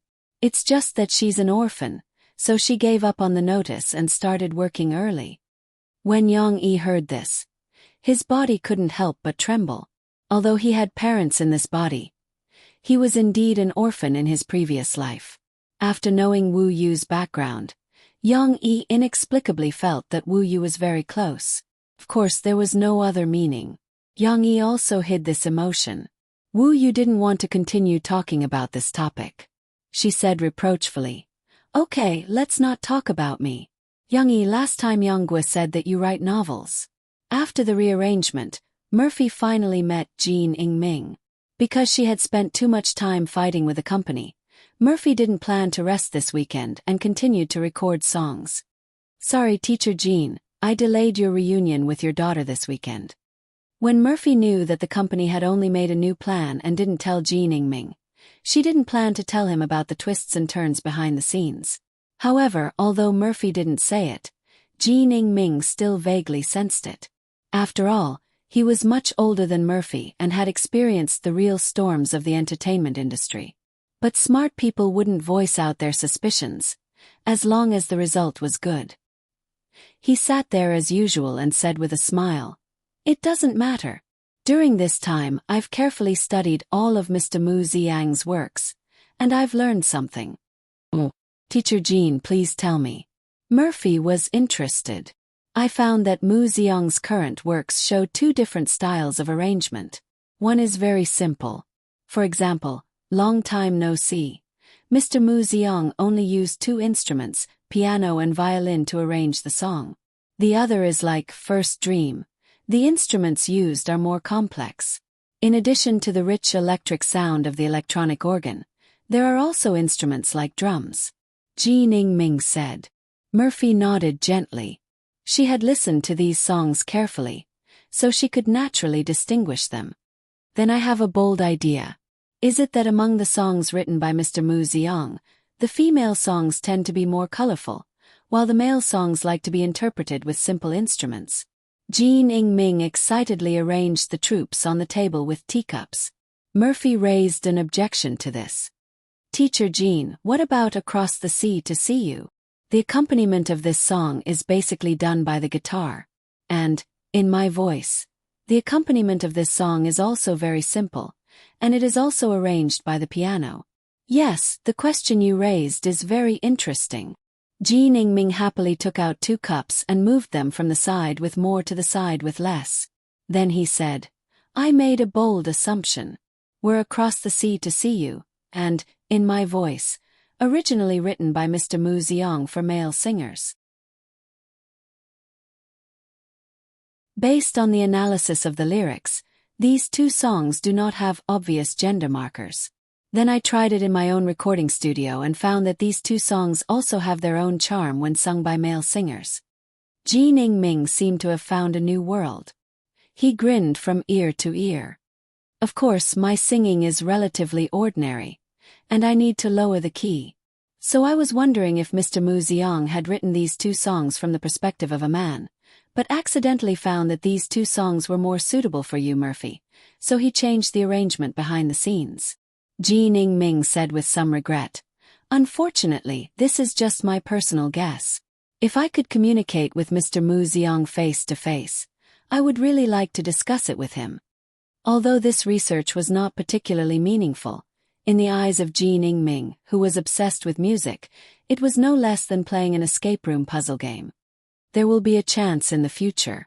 Although Mr. Mu Ziyang hides his identity, he is in Jiang City after all. Teacher Jean, maybe you will have a chance to meet him. Murphy could only comfort Jean Ming. "This is nothing. I just hope that Mr. Mu Ziyang can produce more works, so that I can have more materials to study." Jean Ming laughed heartily.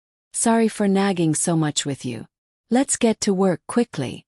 That you're tuning in to the Whispers of Romance YouTube channel.